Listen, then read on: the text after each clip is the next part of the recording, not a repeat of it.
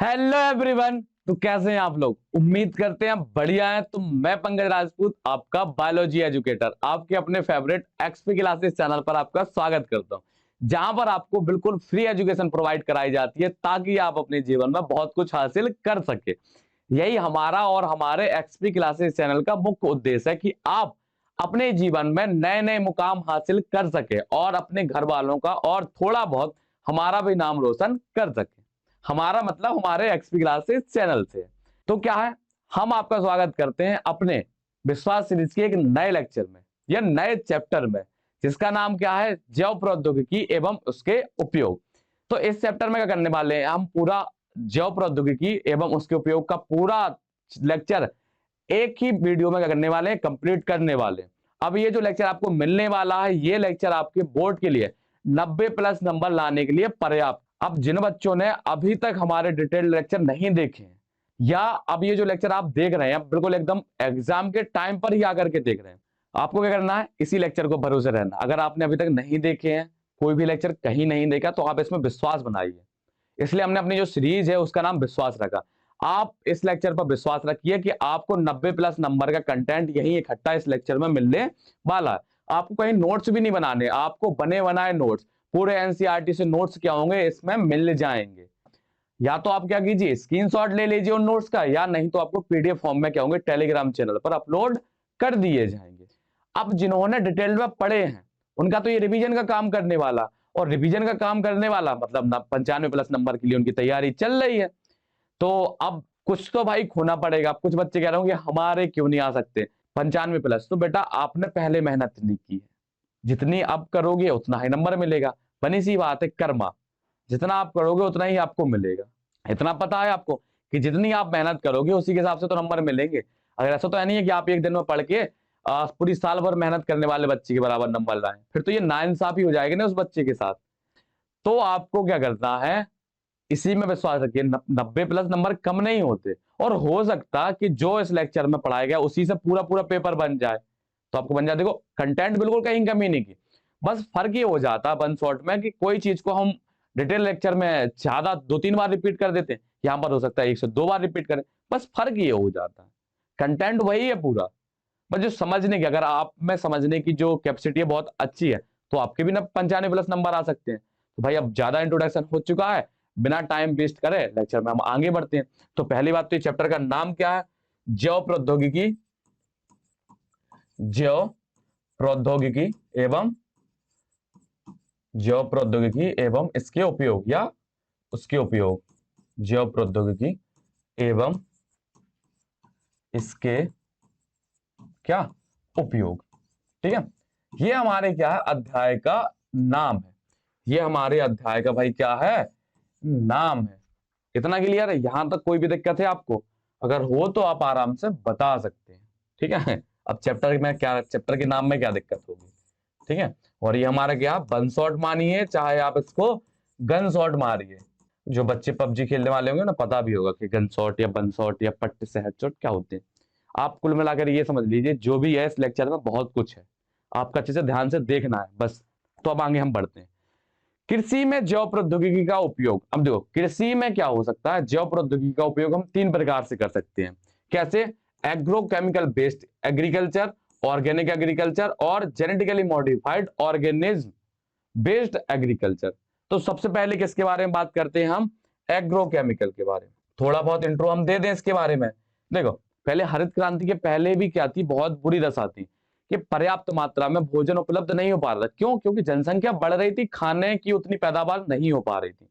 तो बाद में एक साइंटिस्ट आए, नॉर्मन ई बारलॉग, इन्होंने क्या किया, हरित क्रांति लाई। अब हरित क्रांति में था क्या, हरित क्रांति में यह था, जो हमारे किसान वर्ग के व्यक्ति थे उनको जागरूक किया गया कि आप जो फसल लगा रहे हैं, क्या वो क्षेत्रफल में जहां पर वो लगी है, जिस क्षेत्र में जिस एरिया में लगाई है, क्या वो उसके अनुकूलित है या नहीं है, वो उसके बारे में बताए। तो सिंचाई कैसे करना है, या कैसे इनको न्यूट्रिशनल देना है या न्यूट्रिशन देना, तो हर प्रकार से उन्होंने उनको बताया, जिससे क्या हुई, फसल या पैदावार में 3 गुना वृद्धि हुई। हरित क्रांति के बाद भोजन में क्या हुई, 3 गुना वृद्धि हुई। लेकिन ये 3 गुना वृद्धि भी क्या हो रही थी, भोजन में क्या हो रही थी, कम पड़ रही थी, क्योंकि जनसंख्या क्या रही थी, बढ़ रही थी लगातार। जनसंख्या बहुत तेजी से बढ़ रही थी, लेकिन खाना उतनी तेजी से नहीं बढ़ रहा था। तो हरित क्रांति के बाद क्या आई थी, हमारी जैव प्रौद्योगिकी, जो आज के तरकीब हम यूज करते हैं। उसमें सबसे पहले क्या है, हमारे कृषि रसायन, केमिकल्स वगैरह। देखो केमिकल्स वगैरह में आपने सुना होगा, जो किसान होते हैं वो क्या करते हैं, ज्यादा पैदावार करने के लिए बने रसायन वाले उर्वरक यूज करते हैं, खाद वगैरह, यूरिया वगैरह। बाहर से क्या करते हैं, बायो फर्टिलाइजर या जैव उर्वरक का उपयोग करते हैं। अगर कुछ फसलों में कीट वगैरह लग रहे हैं तो पेस्टिसाइड या इंसेक्टिसाइड का यूज करते हैं। तो ये सब क्या हो सकते हैं, नुकसानदायक हो सकते हैं। एक तो जो व्यक्ति खाएगा उसके लिए भी नुकसानदायक हो सकते हैं, और इसके अलावा मिट्टी में अब जहां पर हम दवा छिड़केंगे, जहां पर रसायन डालेंगे, तो वो पूरा एरिया क्या होगा, पॉल्यूटेड होगा। उस खेत में डालेंगे तो मिट्टी क्या होगी, पॉल्यूटेड हो जाएगी या प्रदूषित हो जाएगी। अब मान लीजिए बरसात हुई है, तो बरसात के साथ वो रसायन बह करके कहां चलेगा, तालाबों, नदियों, कुओं वगैरह में चलेगा। तो वहां का पानी भी कैसा हो जाएगा, प्रदूषित हो जाएगा, जिससे वहां रहने वाले जीवों के लिए भी क्या हो सकती है, दुविधा उत्पन्न हो सकती है, या उनका जो जीवन है वो अस्त व्यस्त हो सकता है। तो इनके नुकसान भी हैं, किसके, हमारे केमिकल्स के। इसके बाद देखते हैं ऑर्गेनिक कृषि। ऑर्गेनिक कृषि के बारे में आपने सुना होगा, कार्बनिक कृषि या ऑर्गेनिक फार्मिंग। इसमें क्या करते हैं, हम कोई भी चीज बाहर से, कोई भी किसी भी प्रकार के केमिकल का यूज नहीं करते हैं। इसमें क्या करते हैं कि जो हमारे गोबर वाला उसको गोबर है उसको खाद के रूप में उपयोग करते हैं।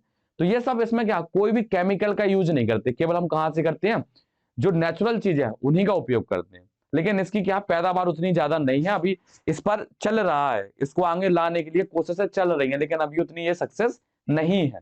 ठीक है, लेकिन ये फायदेमंद बहुत है। ये क्या है, फायदेमंद बहुत है, सक्सेसफुल उतनी अभी नहीं है। हो सकता है समय के हिसाब से आ जाए। अगर ये आ जाएगी तो व्यक्तियों या मनुष्यों के लिए बहुत लाभदायक होने वाली है। इसके बाद क्या है, आनुवांशिकता निर्मित फसलें। देखो हमें एक्चुअल में इसी के बारे में इस पूरे चैप्टर में पढ़ना है, आनुवांशिकता निर्मित फसलें। इसमें क्या होता है, इसमें क्या करते हैं हम, कोई भी फसल है या कोई भी पेड़ पौधा है, उसकी क्या करेंगे, हम जीन को बदल देंगे। अब जीन को बदल देंगे तो वो जो फसल बनेगी वो हमारी कैसे कहलाएगी, आनुवांशिक निर्मित फसल कहलाएगी या जेनेटिक मॉडिफाइड फसल कहलाएगी। जीन बदला, जेनेटिक मॉडिफाइड, बदलना मतलब रूपांतरित करना या मॉडिफाइड करना, वो हमारी आनुवांशिकता रूपांतरित फसल कहलाएगी। और इसी का क्या बहुत ज्यादा उपयोग होने वाला है।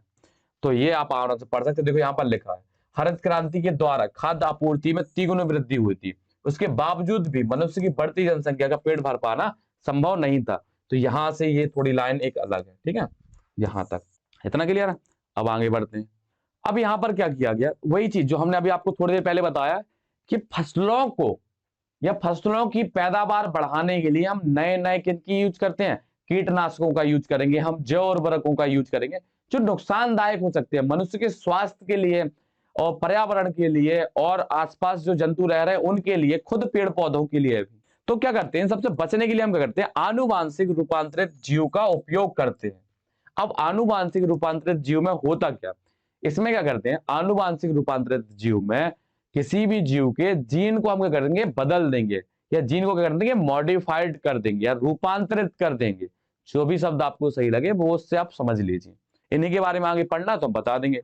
अब यहां पर इसमें लिखा है, देखो पहली बात तो क्या था कि जो वो रसायन है, केमिकल्स हैं, वो नुकसानदायक हैं। इसके अलावा वो महंगे भी पड़ते हैं, तो किसान उनको अफोर्ड नहीं कर पाते, उनको खरीद नहीं पाते। तो उससे क्या होते हैं, फसलों के दाम भी बढ़ते हैं। तो जो अन्य और व्यक्ति है जो खेती बाड़ी नहीं करते, उनके लिए वो खाना खरीदना ही महंगा हो जाएगा, तो इससे महंगाई बढ़ेगी। तो इनके उपयोग बहुत ही मतलब बेकार है एक हिसाब से। पहली बात तो स्वास्थ्य खराब करेंगे, उसके बाद दूसरे क्या होंगे, महंगाई भी बढ़ाएंगे। इसलिए हम किसकी तरफ अग्रसर हो रहे हैं, आनुवांशिक रूपांतरित जीव की तरफ। अब यहां पर लिखा भी है जेनेटिकली मॉडिफाइड ऑर्गेनिज्म। इनमें क्या करते हैं कि कोई भी, देखो जैसे मान लीजिए ये कोई प्लांट है, अब प्लांट है तो उसको ग्रीन से बना दे भाई, ये कोई प्लांट है। ठीक है, क्या है, यहां पर कोई एक प्लांट है, हमारा ये प्लांट है। ठीक है, अब ये जो प्लांट था, ये प्लांट था, एक प्लांट और बना लेते हैं, इसी को कॉपी कर देंगे। ठीक है, इसका कलर बदल देंगे, इसका कलर बदल देंगे। बहुत चतुर है सर, ऐसी बात नहीं है। इसका करते हैं, कलर करते हैं, पूरा गुलाबी पौधा बना दिया।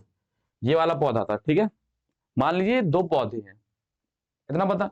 अब ये जो पौधा है, इसका ये जो तना है बहुत कमजोर है। कैसा कमजोर, अगर थोड़े बहुत ओले वगैरह गिरते हैं तो ये क्या होता है, टूट जाता है या ये खराब हो जाता है। लेकिन ये जो पौधा है, ये जो पौधा, इसके तने क्या है, बहुत ज्यादा मजबूत है।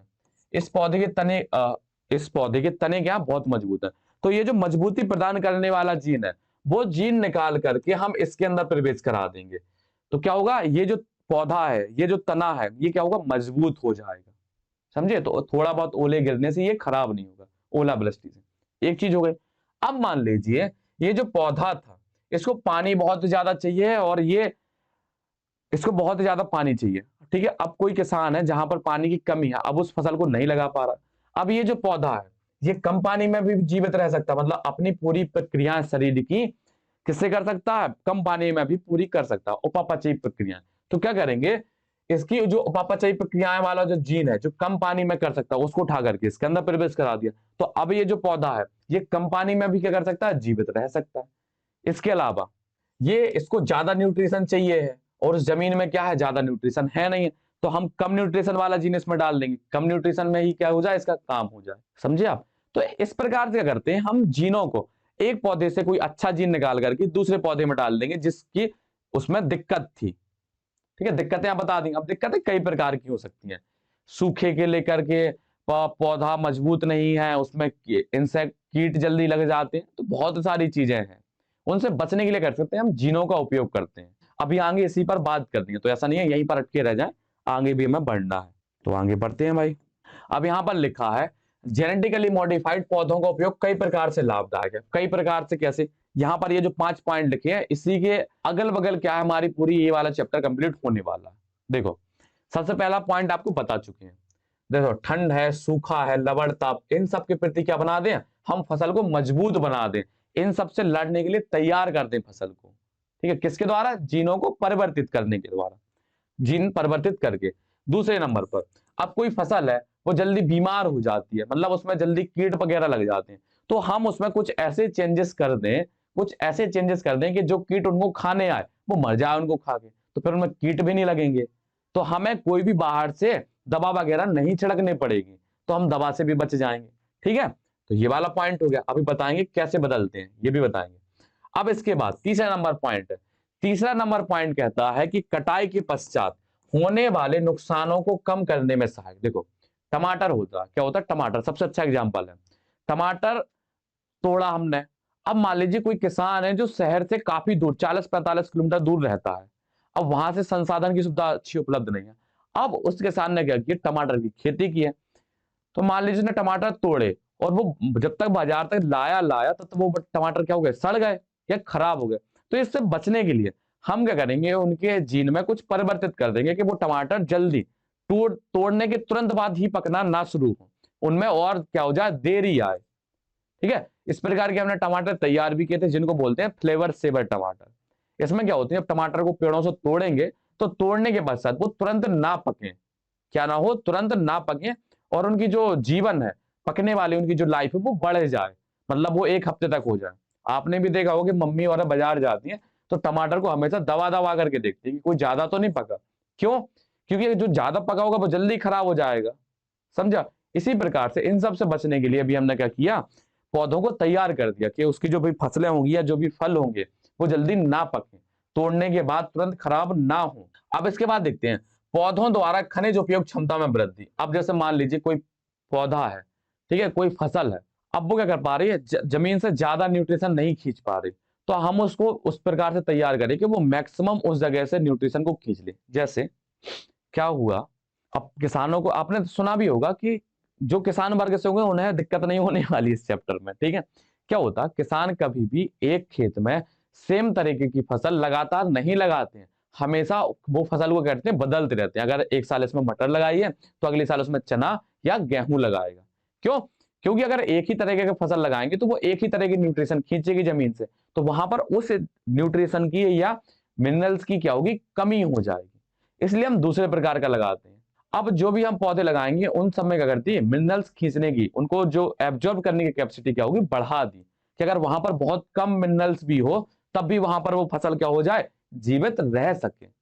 मान लीजिए हम गेहूं एक जगह पर लगा रहे थे जहां पर गेहूं क्या रहे थे, बहुत ज्यादा मिनरल्स में जीवित रह रहे थे। अब वही गेहूं की फसल हम दूसरी जगह ले गए जहां पर मिनरल्स बहुत कम मात्रा में है, तो वो कम मात्रा में तो जीवित ही नहीं रह पाएंगे। तो हमने उन गेहूं को ऐसा तैयार कर दिया कि वो कम मिनरल्स में भी क्या हो सके, ज्यादा काम चला सके, अपना कम मिनरल्स में भी क्या हो सके, जीवित रह सके। अब इसके बाद देखते हैं फसलों में क्या बना दिया, पोषण की वृद्धि कर दी। देखो अब कुछ एरिया ऐसे हैं जहां पर केवल व्यक्ति चावल चावल खा सकता है। मतलब क्यों? क्योंकि वहां पर पानी क्या है, बहुत ज्यादा। अब पानी बहुत ज्यादा है तो वहां पर केवल चावल की फसल हो सकती है। चावल की फसल होने की वजह से कुछ और जैसे विटामिन वगैरह क्या हो सकती है, कमी हो सकती है। क्योंकि चावल में अब हर प्रकार की चीजें तो उपस्थित नहीं होंगी। तो क्या किया हमने, गोल्डन राइस बनाया। क्या बनाया? Golden rice. अब गोल्डन राइस में क्या था, इसी वाले की सहायता लेते हैं, ठीक है। अब इसको कलर थोड़ा बदल दें तो शायद आपको समझ में आ जाए गोल्डन राइस के बारे में। पहले तो इनको अलग कर दें। क्या किया हमने, मान लीजिए क्या था, ये एक फसल थी डैफोडिल की। किसकी फसल थी? डैफोडिल की। किसकी? डैफोडिल की। इसके अंदर क्या था, एक जीन था बीटा कैरोटीन का। अब बीटा कैरोटीन क्या करता है, हमारे लिवर में जाता है तो हमारा लिवर बीटा कैरोटीन को विटामिन ए में बदल देता है, ठीक है। ये चावल की फसल थी, ठीक है। वैसे चावल की तो कम लग रही है, पीपल की ज्यादा लग रही है, ठीक है। लेकिन आप समझ लेना, हमने नाम भी लिख दिया, ठीक है। आप हमारे साहब को परेशान नहीं करेंगे, आपको समझ लेना, ठीक है। ये मान लो हमारी किसकी, डैफोडिल की फसल थी, ठीक है। इससे क्या किया हमने, बीटा कैरोटीन का जीन निकाला। किसका जीन निकाला? बीटा कैरोटीन का जीन निकाला। अब ये जो बीटा कैरोटीन का जीन था, ये क्या करता था, लिवर में जाकर के विटामिन ए में क्या होता था, परिवर्तित हो जाता था, ठीक है। तो हमने बीटा कैरोटीन के जीन को क्या लिया, इस चावल के अंदर प्रवेश करा दिया। जब इस चावल के अंदर प्रवेश कराएंगे तो इस चावल के अंदर क्या होगा, बीटा कैरोटीन की मात्रा बढ़ जाएगी। बीटा कैरोटीन की मात्रा बढ़ जाएगी तो जो व्यक्ति बीटा कैरोटीन को खाएगा उसका लीवर अपने आप उसे क्या होगा, विटामिन ए में परिवर्तित कर देगा। तो हमारे जो ओराइजा सटाइवा जो चावल थे, उनमें बीटा कैरोटीन जीन डालने से, ये डालना ही क्या कहलाता है, जेनेटिकली मॉडिफाइड ही पौधा तो है। हमने क्या किया, इस पौधे के जीन ही तो बदल दिए, तो ये भी तो हमारा कैसा हो गया, आनुवांशिकता रूपांतरित पौधा हो गया ना। हमने क्या किया, एक फसल थी डैफोडिल, उससे बीटा कैरोटीन का जीन निकाला और इस चावल के अंदर प्रवेश करा दिया। इस चावल के अंदर प्रवेश कराया तो इसमें बीटा कैरोटीन की क्या होगी, मात्रा बढ़ गई। अब बीटा कैरोटीन की इसके अंदर मात्रा बढ़ जाएगी तो वो क्वालिटी, जब व्यक्ति चावल खाएगा तो उसके अंदर विटामिन ए भी आ जाएगा। इन्हीं को हम क्या बोलते हैं, गोल्डन राइस भी बोलते हैं। क्या बोलते हैं? Golden rice. इसलिए हमने इसको क्या कर दिया, गोल्डन कर दिया, ताकि आपको समझ में आ जाए, ठीक है। देखो यहां पर लिखा भी, खाद्य पदार्थों की पोषण स्तर में वृद्धि, उदाहरण विटामिन ए से भरी हुई फसलें। गोल्डन राइस को तैयार करना, क्या करना, गोल्डन राइस तैयार करना। तो ये सारे 5 पॉइंट आपको समझ में आ गए होंगे। और ये सब 5 पॉइंट किसके वजह से संपन्न हो रहे हैं, जेनेटिकली मॉडिफिकेशन के द्वारा, ठीक है। ये देखो ये है गोल्डन राइस, ये हमारे नॉर्मल चावल है, ये हमारे पीले कलर के। देखो पूरा पौधा तो सब समान होगा, लेकिन उसके जो दाने होंगे वो गोल्डन कलर के हो जाएंगे। किसकी वजह से? बीटा कैरोटीन जीन की वजह से। इसलिए इनको हमने क्या बोल दिया, गोल्डन राइस बोल दिया। गोल्डन कलर के हैं इसलिए इनको गोल्डन राइस बोल दिया। अब यहां पर है कृषि में जैव प्रौद्योगिकी का उपयोग। अब क्या करना हमें, देखो बायोटेक्नोलॉजी का एग्रीकल्चर में और मेडिसिन में हमें उपयोग देखना है इस चैप्टर में। तो सबसे पहले क्या पढ़ते हैं हम, एग्रीकल्चर में। तो एग्रीकल्चर में क्या होता, देखो क्या था, एक क्या था हमारा, कपास था। कपास एक नहीं होता, कपास तो बहुत ज्यादा होता। एक कीट था, इंसेक्ट था, जो क्या करता था, कपास की जो फल होते हैं उनकी जो बॉल होती हैं, क्या होती है, कॉटन बॉल होती है, उनके अंदर घुस करके पूरे कॉटन बॉल को खा जाता था। देखो आपको पहले उसकी पिक्चर दिखा दे। वैसे तो आप एनसीईआरटी का डायग्राम अगर खोल करके बैठे होंगे, अरे भाई, अरे लाए लाए लाए, हमें लग रहा पिक्चर ही नहीं लाए। देखो ये कॉटन है, आप कॉटन तो जानते हो, कॉटन मतलब कपास। क्या होता है, कपास। अब कपास का ये जो फल है, इसके अंदर क्या होता है, हमारा ये कॉटन होता। अब जो किसान है, किसान का जो मुख्य फसल उत्पाद है वो क्या, कॉटन ही तो है कपास में। तो क्या करता था, एक कीट था। क्या था, एक कीट, ये रहा कीट। वो इस ये अंदर घुस करके क्या करता था, इसको खा करके खत्म कर देता था। क्या करता था, इसको खा करके खत्म कर देता था। खा करके जब इसे खत्म कर देगा, उसको खा लेगा, उसे खत्म कर देगा, तो क्या होगा, कपास ही नहीं बनेगा। और किसान का जो मुख्य उत्पाद था वो क्या था, कपास। अब कपास की खेत में कपास ही नहीं है तो क्या वो उन पेड़ों को उगा करके बेचेगा, कोई काम के नहीं। तो क्या थे, इससे परेशान हो गए। क्या हो गए, परेशान हो गए। तो क्या किया गया, इसके लिए हमने तैयार किया अपना एक बीटी कॉटन या बीटी कपास। अब ये प्रोसेस क्या होती है, ये आपको समझानी है, ठीक है। ये आपको समझानी है, तो आपको समझाती है पेज ऐड करके, ठीक है। मान लीजिए कोई हमारा क्या था, एक हमारा जीवाणु था। क्या था हमारा, एक जीवाणु। और जीवाणु कौन सा, बैसिलस थुरिंजिएंसिस, बैसिलस थुरिंजिएंसिस एक जीवाणु था। क्या था? बैसिलस थुरिंजिएंसिस एक जीवाणु था। ये क्या करता था? अपनी एक अवस्था, एक वृद्धि की अवस्था के दौरान एक जीन बनाता था। क्या करता था? अपनी वृद्धि की अवस्था के दौरान एक जीन बनाता था, जिसको हम क्या बोलते थे? क्राइजीन बोलते थे। क्या बोलते थे हम? क्राइजीन। अब ये जो क्राइजीन था, ये एक टॉक्सिन बनाता था। ये क्या करता था? एक टॉक्सिन। टॉक्सिन मतलब होता है जीव विष, जो जीव की क्या करते? हत्या करते, टॉक्सिन बनाता था। ठीक है, आप क्राइजीन बोल दीजिए, या टॉक्सिन को हम क्या बोलते थे? क्राई प्रोटीन भी बोलते थे इसको। ठीक है, अब ये जो क्राई प्रोटीन होती थी, वो कैसी होती थी? क्रिस्टल, रवे की जैसे होती, रवे का दाने होते ना, वैसी होती थी। तो इसका काम क्या था? इसके बारे में आपको पिछले चैप्टर में भी थोड़ा बहुत पढ़ाया है, अगर आपको याद हो। हमारा जीवाणु है बैसिलस थुरिंजिएंसिस। वो क्या बनाता है? क्राइजीन। उसके अंदर एक जीन होता है क्राइजीन। वो करता था, एक टॉक्सिन बनाता था। क्या बनाता था? टॉक्सिन। अब ये जो टॉक्सिन था, ये कैसा होता था? निष्क्रिय अवस्था में होता था। कैसा होता था? निष्क्रिय। और ये सक्रिय कब होता था? जब इसको क्या मिल जाए? इसको जब क्षारीय माध्यम मिल जाए। इसको क्या मिल जाए? क्षारीय माध्यम मिल जाए, तो ये क्या था? होता? सक्रिय हो जाता था। क्या हो जाता था? सक्रिय हो जाता था। तो इसका फायदा क्या है, वो आपको बताना है। तो हमने क्या किया? बैसिलस थुरिंजिएंसिस से ये क्राइजीन को निकाला। इस क्राइजीन को निकालने के बाद हमने क्या किया? कपास के पौधे के अंदर इसको क्या कर दिया? प्रवेश करा दिया। क्या करा दिया? कपास के पौधे के अंदर प्रवेश करा दिया। किसके अंदर प्रवेश करा दिया हमने? कपास के पौधे के अंदर हमने इसको प्रवेश करा दिया। किसको प्रवेश करा दिया? इस क्राइजीन को इसके अंदर प्रवेश करा दिया।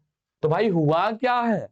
तो क्या हुआ कि जब हमारा मुकुल कृमि, क्या मुकुल कृमि है जो कपास को खाने वाला जो भी इंसेक्ट था, वो आया। ठीक है, अब हम उसको बनाते हैं। अब मान लो वो क्या था हमारा? इस टाइप का था, कुछ इस टाइप का। ठीक है, वो आया, लेकिन वो गलत जगह आया।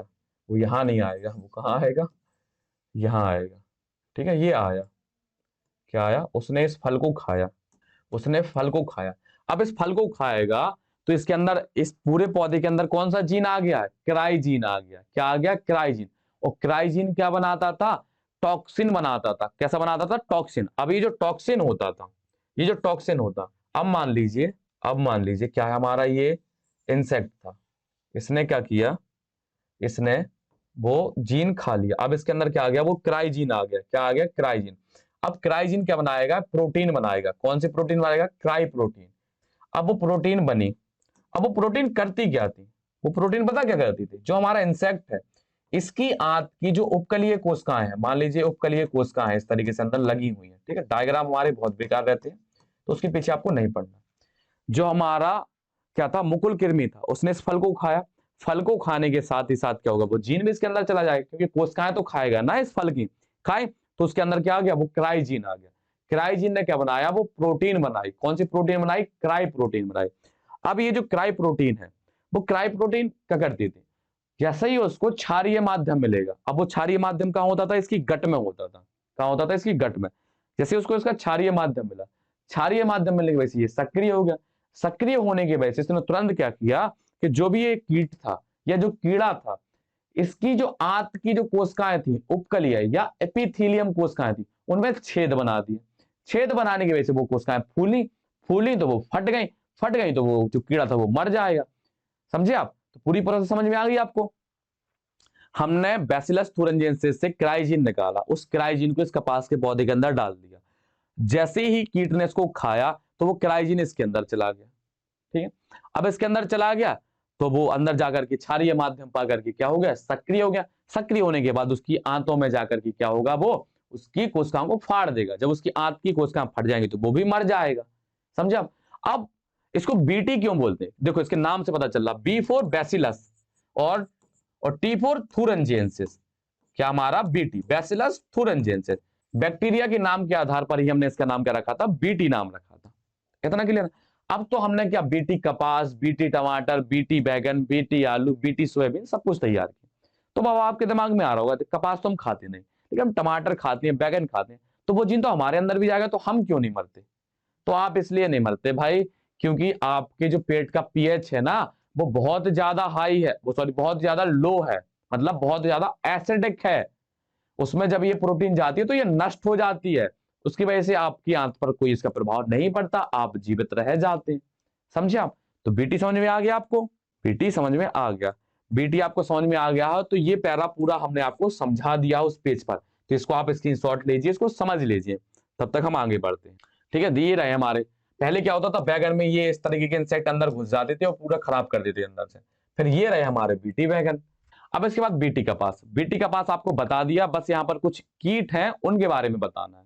ठीक है, क्या होता, अब ये जो बीटी है वो कौन कौन से कीट पर काम करता है? ये ऐसा तो है नहीं कि हर प्रकार की कीट पर काम कर जाए, तो किस किस पर काम करता है?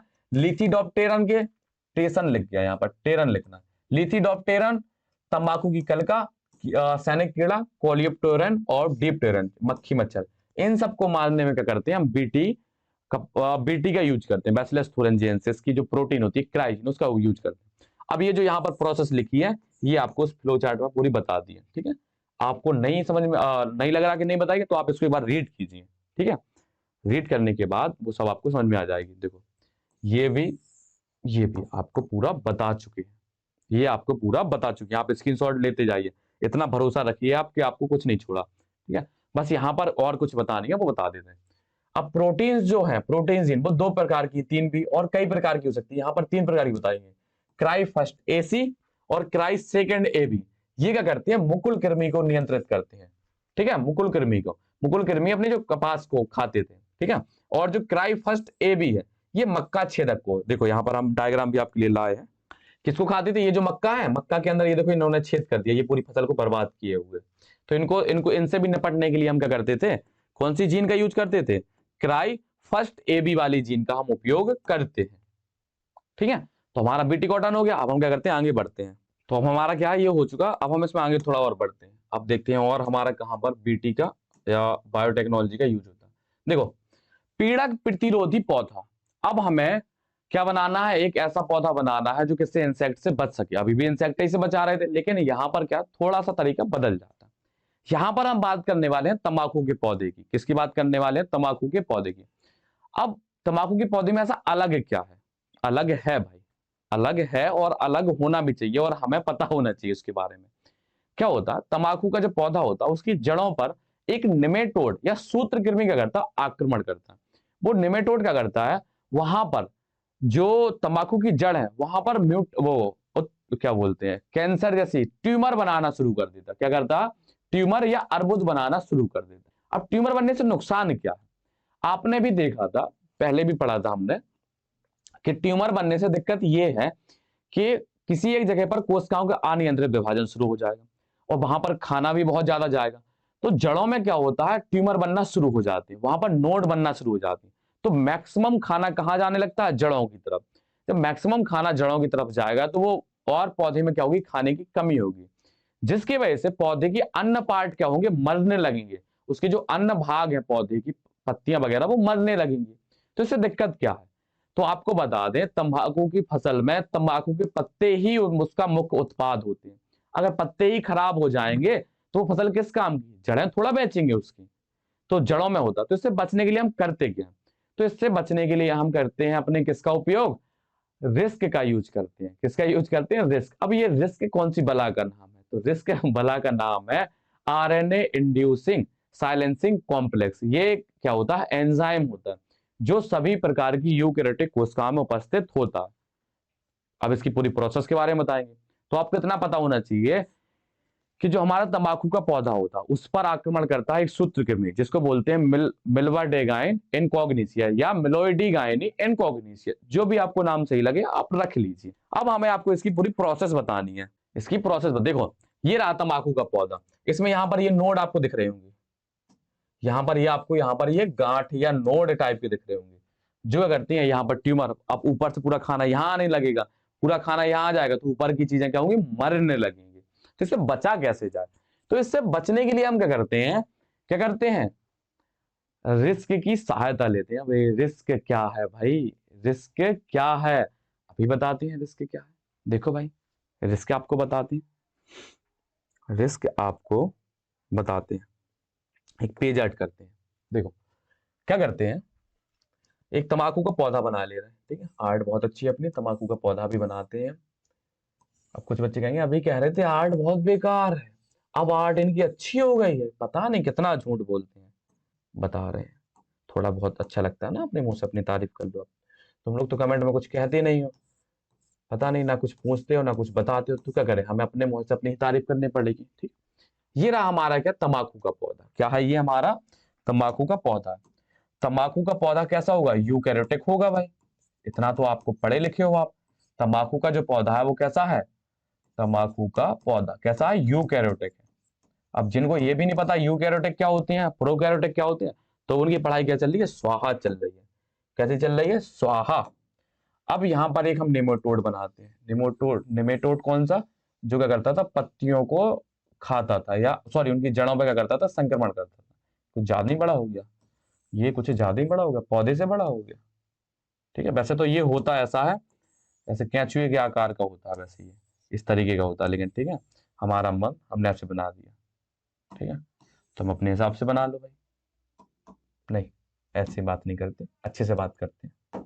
ठीक है, ये क्या है हमारा, निमेटोड या सूत्रकृमि है। ये हमारा क्या है, निमेटोड। कौन सा निमेटोड है, मिलोइडिगाइनी इनकॉग्निसिया,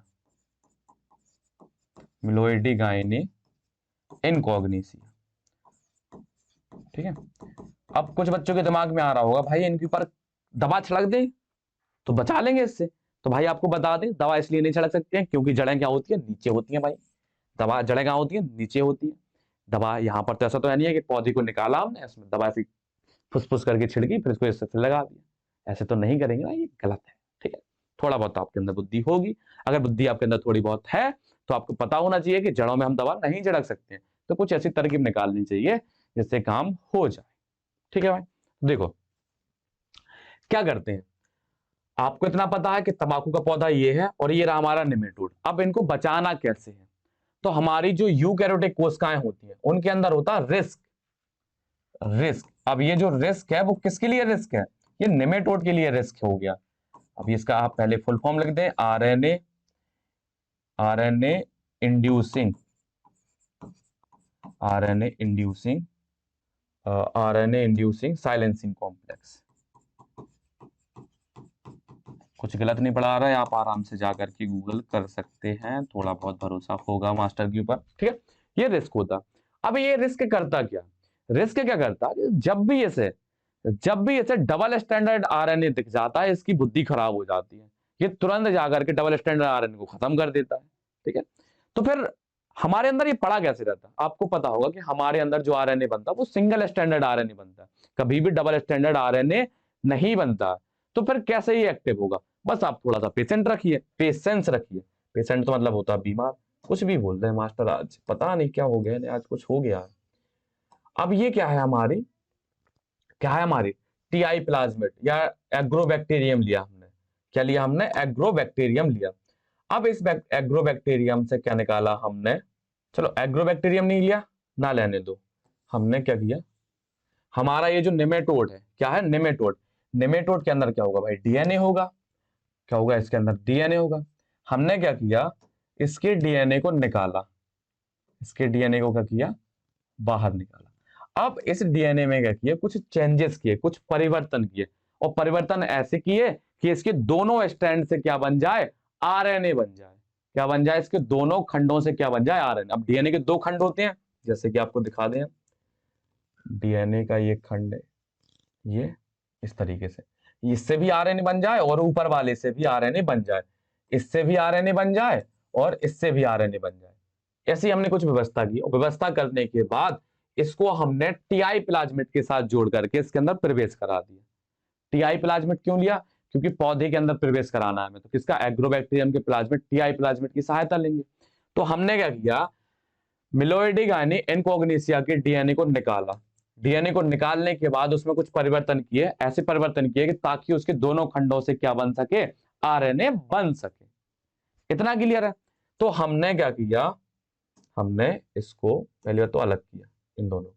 ठीक है, इतना समझ में आ गया। इसको टीआई प्लाज्मिड के साथ जोड़ करके, इसको टीआई प्लाज्मिड के साथ जोड़ करके यहां प्रवेश करा दिया, इसके डीएनए के साथ जुड़वा दिए। अब इसके साथ जुड़ गया।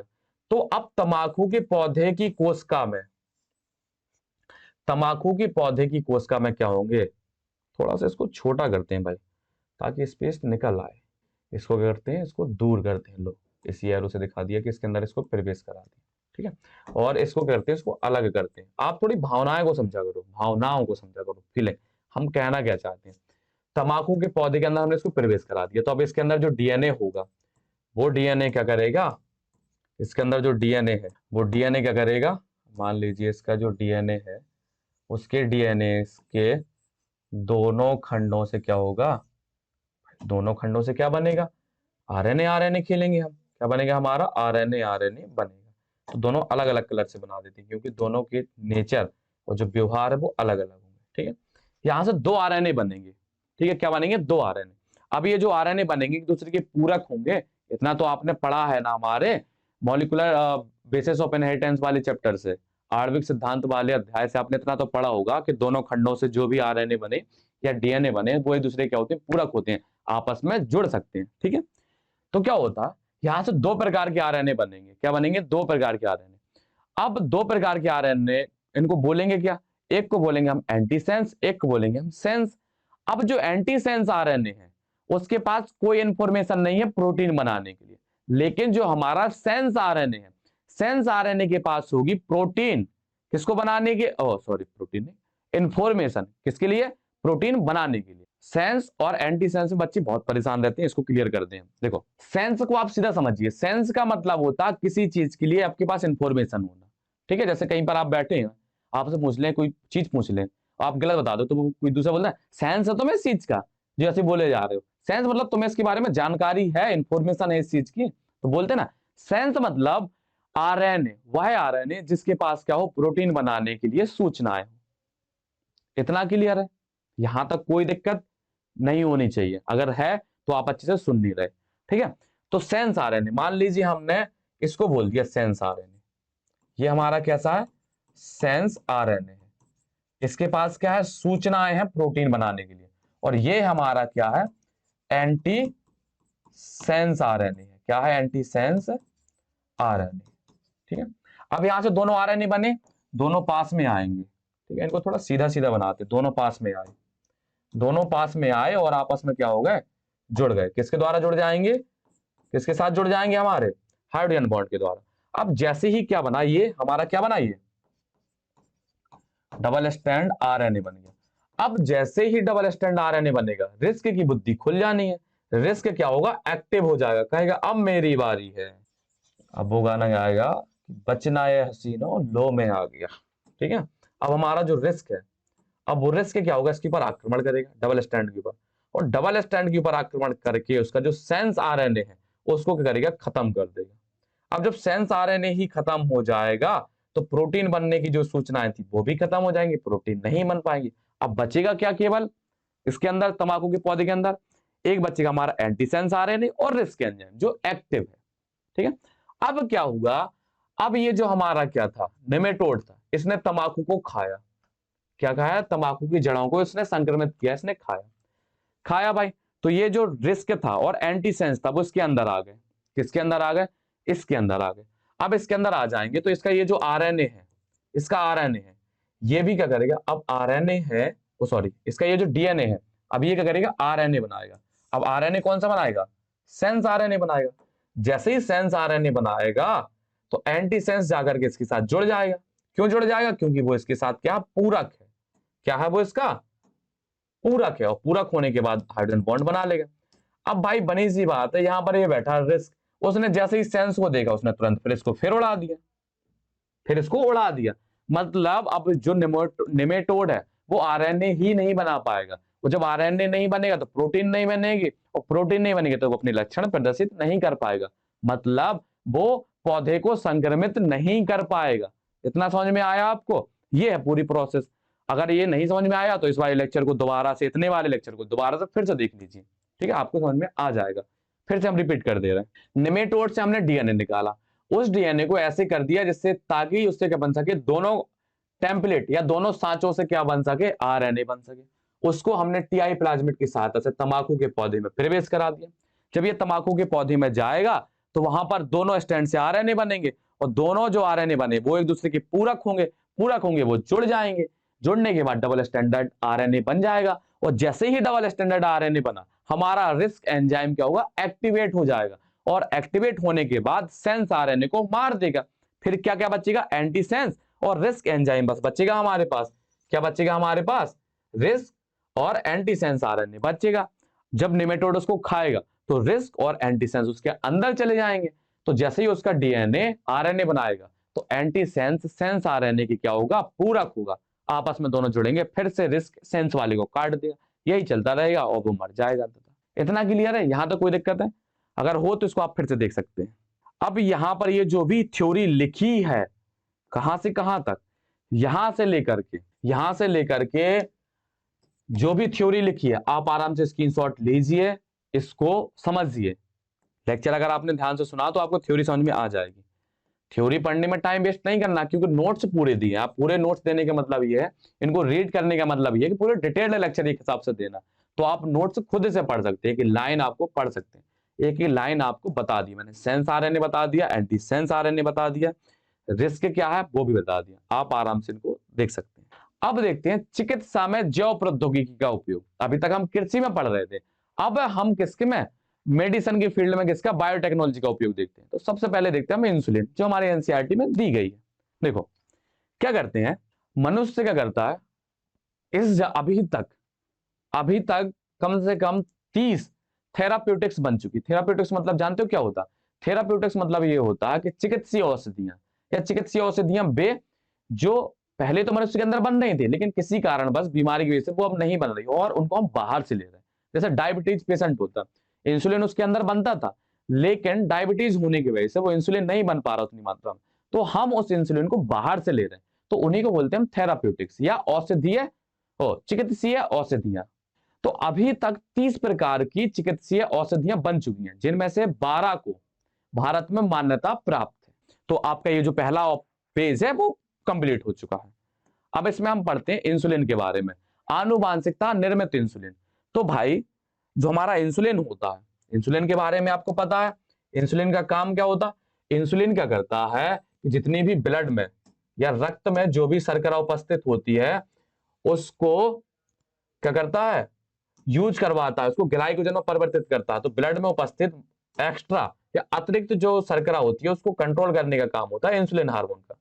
और जब इंसुलिन हार्मोन नहीं बन पाता है, इंसुलिन हार्मोन नहीं बन पाता उचित मात्रा में, तो ब्लड की मात्रा उसमें बढ़ जाती है, ब्लड में शर्करा की मात्रा बढ़ जाती है, तो उससे हमें डायबिटीज हो जाता है। तो देखो यहां पर ये है हमारा इंसुलिन का डायग्राम, ठीक है। लेकिन ये जो हमने डायग्राम बनाया है वो इमेच्योर इंसुलिन बनाया है, अपरिपक्व इंसुलिन।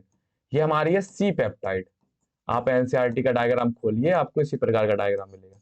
ये हमारी ए पेप्टाइड, बी पेप्टाइड भी बोल सकते हो, उससे कोई फर्क नहीं पड़ने वाला। और ये हमारी कौन सी है, बी पेप्टाइड, ठीक है। लेकिन अभी ये जो हमारा इंसुलिन है, ये जो इंसुलिन है ये हमारा है क्या, ये इंसुलिन है। और कौन सा इंसुलिन है, अपरिपक्व इंसुलिन है। क्या है, अपरिपक्व इंसुलिन। तो अपरिपक्व इंसुलिन को परिपक्व कैसे करेंगे?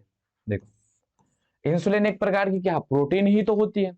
तो मान लीजिए हमारी पैनक्रियाज की बीटा सेल में ये प्रोटीन बनी, ठीक है। प्रोटीन बनने के बाद आपको भी पता है कि जो हमारी यूकैरियोटिक कोशिकाएं होती है, यूकैरियोटिक कोशिकाओं में क्या होती है, उसको मॉडिफाइड करने की क्या होती है, कैपेसिटी होती है, उसका गुण होता है कि जो भी प्रोटीन बनी है उसको और रूपांतरित हम कर सकते हैं, जो आपको पढ़ाया गया था किसमें, डीएनए आरएनए वाले चैप्टर में, मॉलिक्यूलर बेसिस ऑफ इनहेरिटेंस। शुरुआत में ही पढ़ाया गया था कि जो भी डीएनए बनती है उसको और परिपक्व किया जाता है, ठीक है, प्राइमरी से किसमें, सेकेंडरी और टर्सरी प्रोटीन में भी बदला जाता है। तो मान लीजिए हमारी ये प्रोटीन है, क्या है, इंसुलिन है। इंसुलिन एक प्रकार की प्रोटीन है। ये कैसी है, इमेच्योर है। क्यों? क्यों इसके साथ क्या जुड़ा, सी पेप्टाइड। तो जैसे हम क्या करेंगे, सी पेप्टाइड को अलग कर देंगे। हम क्या करेंगे, सी पेप्टाइड को अलग कर दें, सी पेप्टाइड को हम अलग कर दें और हमारी ए पेप्टाइड और बी पेप्टाइड आपस में क्या रहे, जुड़े रहे, ठीक है। हमारा ए और बी जुड़ा है और हमने क्या किया, सी को क्या कर दिया, हमने अलग कर दिया। तो ये जो हमारा इंसुलिन आया, ये हमारा कैसा, मैच्योर इंसुलिन है। कैसा है, मैच्योर इंसुलिन है।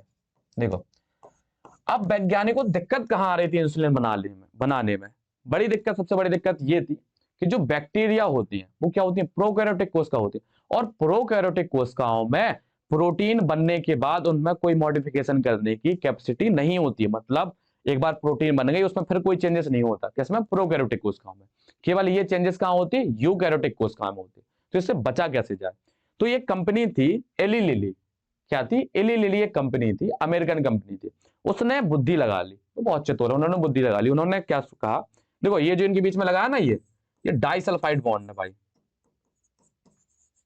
क्या लगा है, ये डाइसल्फाइड बॉन्ड लगा हुआ है। क्या हुआ, उन्होंने बुद्धि लगाई। बुद्धि लगाने के बाद उन्होंने क्या बुद्धि लगाई कि क्यों ना, सी पेप्टाइड का तो कोई काम है नहीं, इसकी कोई जरूरत नहीं है, तो हमें बनाना क्या है, ए पेप्टाइड बनाना है और बी पेप्टाइड बनाना। तो क्या हम ऐसा नहीं कर सकते कि कुछ इकोलाई को एक अलग माध्यम ले, कुछ इकोलाई को दूसरी जगह ले, दोनों में एक जगह पर हम ए पेप्टाइड बना लें, एक जगह पर हम बी पेप्टाइड बना लें, और दोनों के बीच में आपस में डाइसल्फाइड बॉन्ड बनवा दें, काम खत्म हो गया। ठीक है, जितना आसान आपको अभी लग रहा है ना, इतना आसान था नहीं पहले। तो इन्होंने क्या किया, हमारी किसने, एली लिली एक कंपनी थी, उसने अमेरिकन कंपनी, उसने ए पेप्टाइड को अलग बनवाया, ए पेप्टाइड को अलग बनवाया, और बी पेप्टाइड को उन्होंने अलग बनवाया।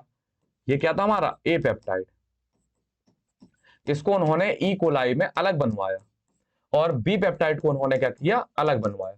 फिर दोनों को दोनों जगह से, यहां से बी पेप्टाइड निकाला, यहां से ए पेप्टाइड निकाला, और दोनों को साथ में ला करके एक कंटेनर में डाल करके, अब जो भी प्रोसेस की हो, प्रोसेस नहीं आपको सिखानी है, आपको तो बस ये सिखाना है अपनी मतलब की चीज। दोनों को पास में ला करके क्या किया, दोनों के बीच में डाइसल्फाइड बॉन्ड बना दिया। लो भाई, हमारा इंसुलिन बन के तैयार हो गया। फिर इसी इंसुलिन को क्या किया हमने, मनुष्यों में देना शुरू कर दिया। ठीक है, अब इंसुलिन को हमने आर्टिफिशियल माध्यम में बनाया ही क्यों, देखो पहले इंसुलिन पहले जब बायोटेक्नोलॉजी नहीं थी तब इंसुलिन कहां से लेते थे, तब हम इंसुलिन लेते थे जो हमारे बूचर खाने होते हैं, जहां पर मांस वगैरह कटता, जहां पर सुअर वगैरह, गाय वगैरह काटी जाती है। तो जो सुअर या गाय, उनके अगन्याशय से क्या करते थे, हम इंसुलिन लेते थे। लेकिन जो वो इंसुलिन होता था, अब जैसे गाय और सुअर मनुष्य प्रजाति से तो अलग है ना, तो जब आपको भी ये पता है कि जब दूसरी जाति का हार्मोन एंटीजन किसी दूसरी जाति में डालते तो उसकी प्रतिक्रिया होती है, एलर्जी होती है, या कुछ प्रतिक्रिया, इम्यून सिस्टम कुछ प्रतिक्रिया दिखाता है। तो जब लोगों में क्या करते थे, वो हम इंसुलिन हार्मोन डालते थे, किसका किसका डालते थे, सुअर का, गाय का, इन सबके इंसुलिन डालते थे। तो उसके प्रति जो ह्यूमन का जो शरीर था वो प्रतिक्रिया दिखाता था। प्रतिक्रिया कैसी, एलर्जी वगैरह शो करता था। तो इससे बचने के लिए फिर उन्होंने ये तरकीब निकाली थी। इसमें क्या होता, ये जो हमने इंसुलिन का जीन लिया था, ये जो इंसुलिन का जीन लिया था, वो इंसुलिन का जीन कहां से लिया था, मनुष्य से ही लिया था। जो ए पेप्टाइड बनाने के लिए हमने ए पेप्टाइड जीन निकाल लिया, बी पेप्टाइड को बनाने के लिए बी पेप्टाइड जीन निकाल लिया, दोनों को अलग अलग माध्यम में ई कोलाई में वृद्धि करा ली, या उनकी मात्रा बढ़ा ली, फिर वहां से निकाल करके इनको बना लिया। तो भाई इंसुलिन तैयार हो गया हमारा। तो अब आप इंसुलिन पढ़ सकते हैं, जो कुछ भी आपको बताया गया वो आराम से यहाँ पर ये पढ़ सकते हैं। पूरा लिखा है, एक एक शब्द जो मैंने बोला है वो एक एक शब्द यहाँ पर लिखा है। क्यों, क्योंकि मैंने ही लिखा है, तो भाई मैं ही बोल रहा हूँ, तो मुझे पता है क्या क्या लिखा और क्या क्या आपको बताना चाहिए।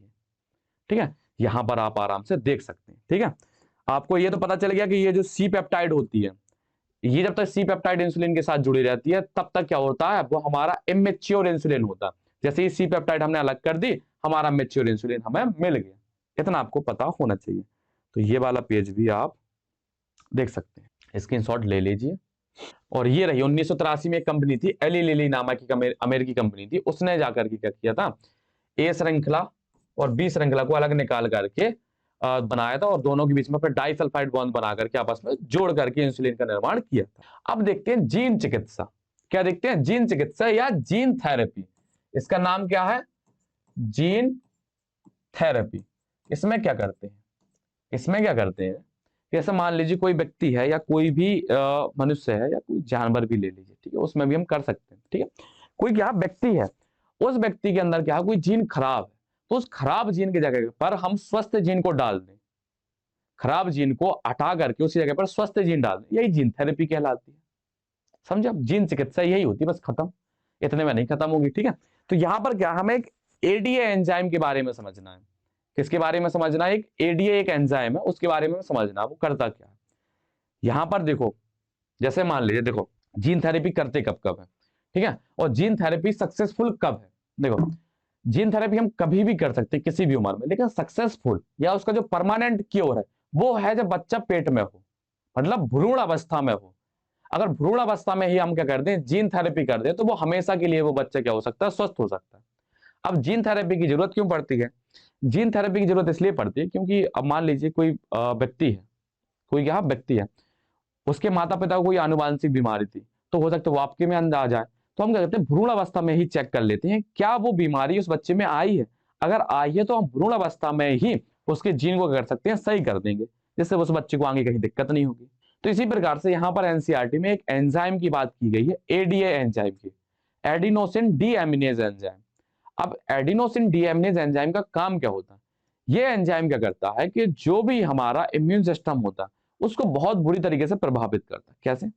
तो एडीए जो एंजाइम होता है ये हमारे बी लिम्फोसाइट या बी लसिकार्डू या टी लिम्फोसाइट या टी लसिकार्डू, इन दोनों को क्या करता है, मेच्योर करता है या इनको मॉडिफाइड करने का काम करता है या परिपक्व करने का काम करता है।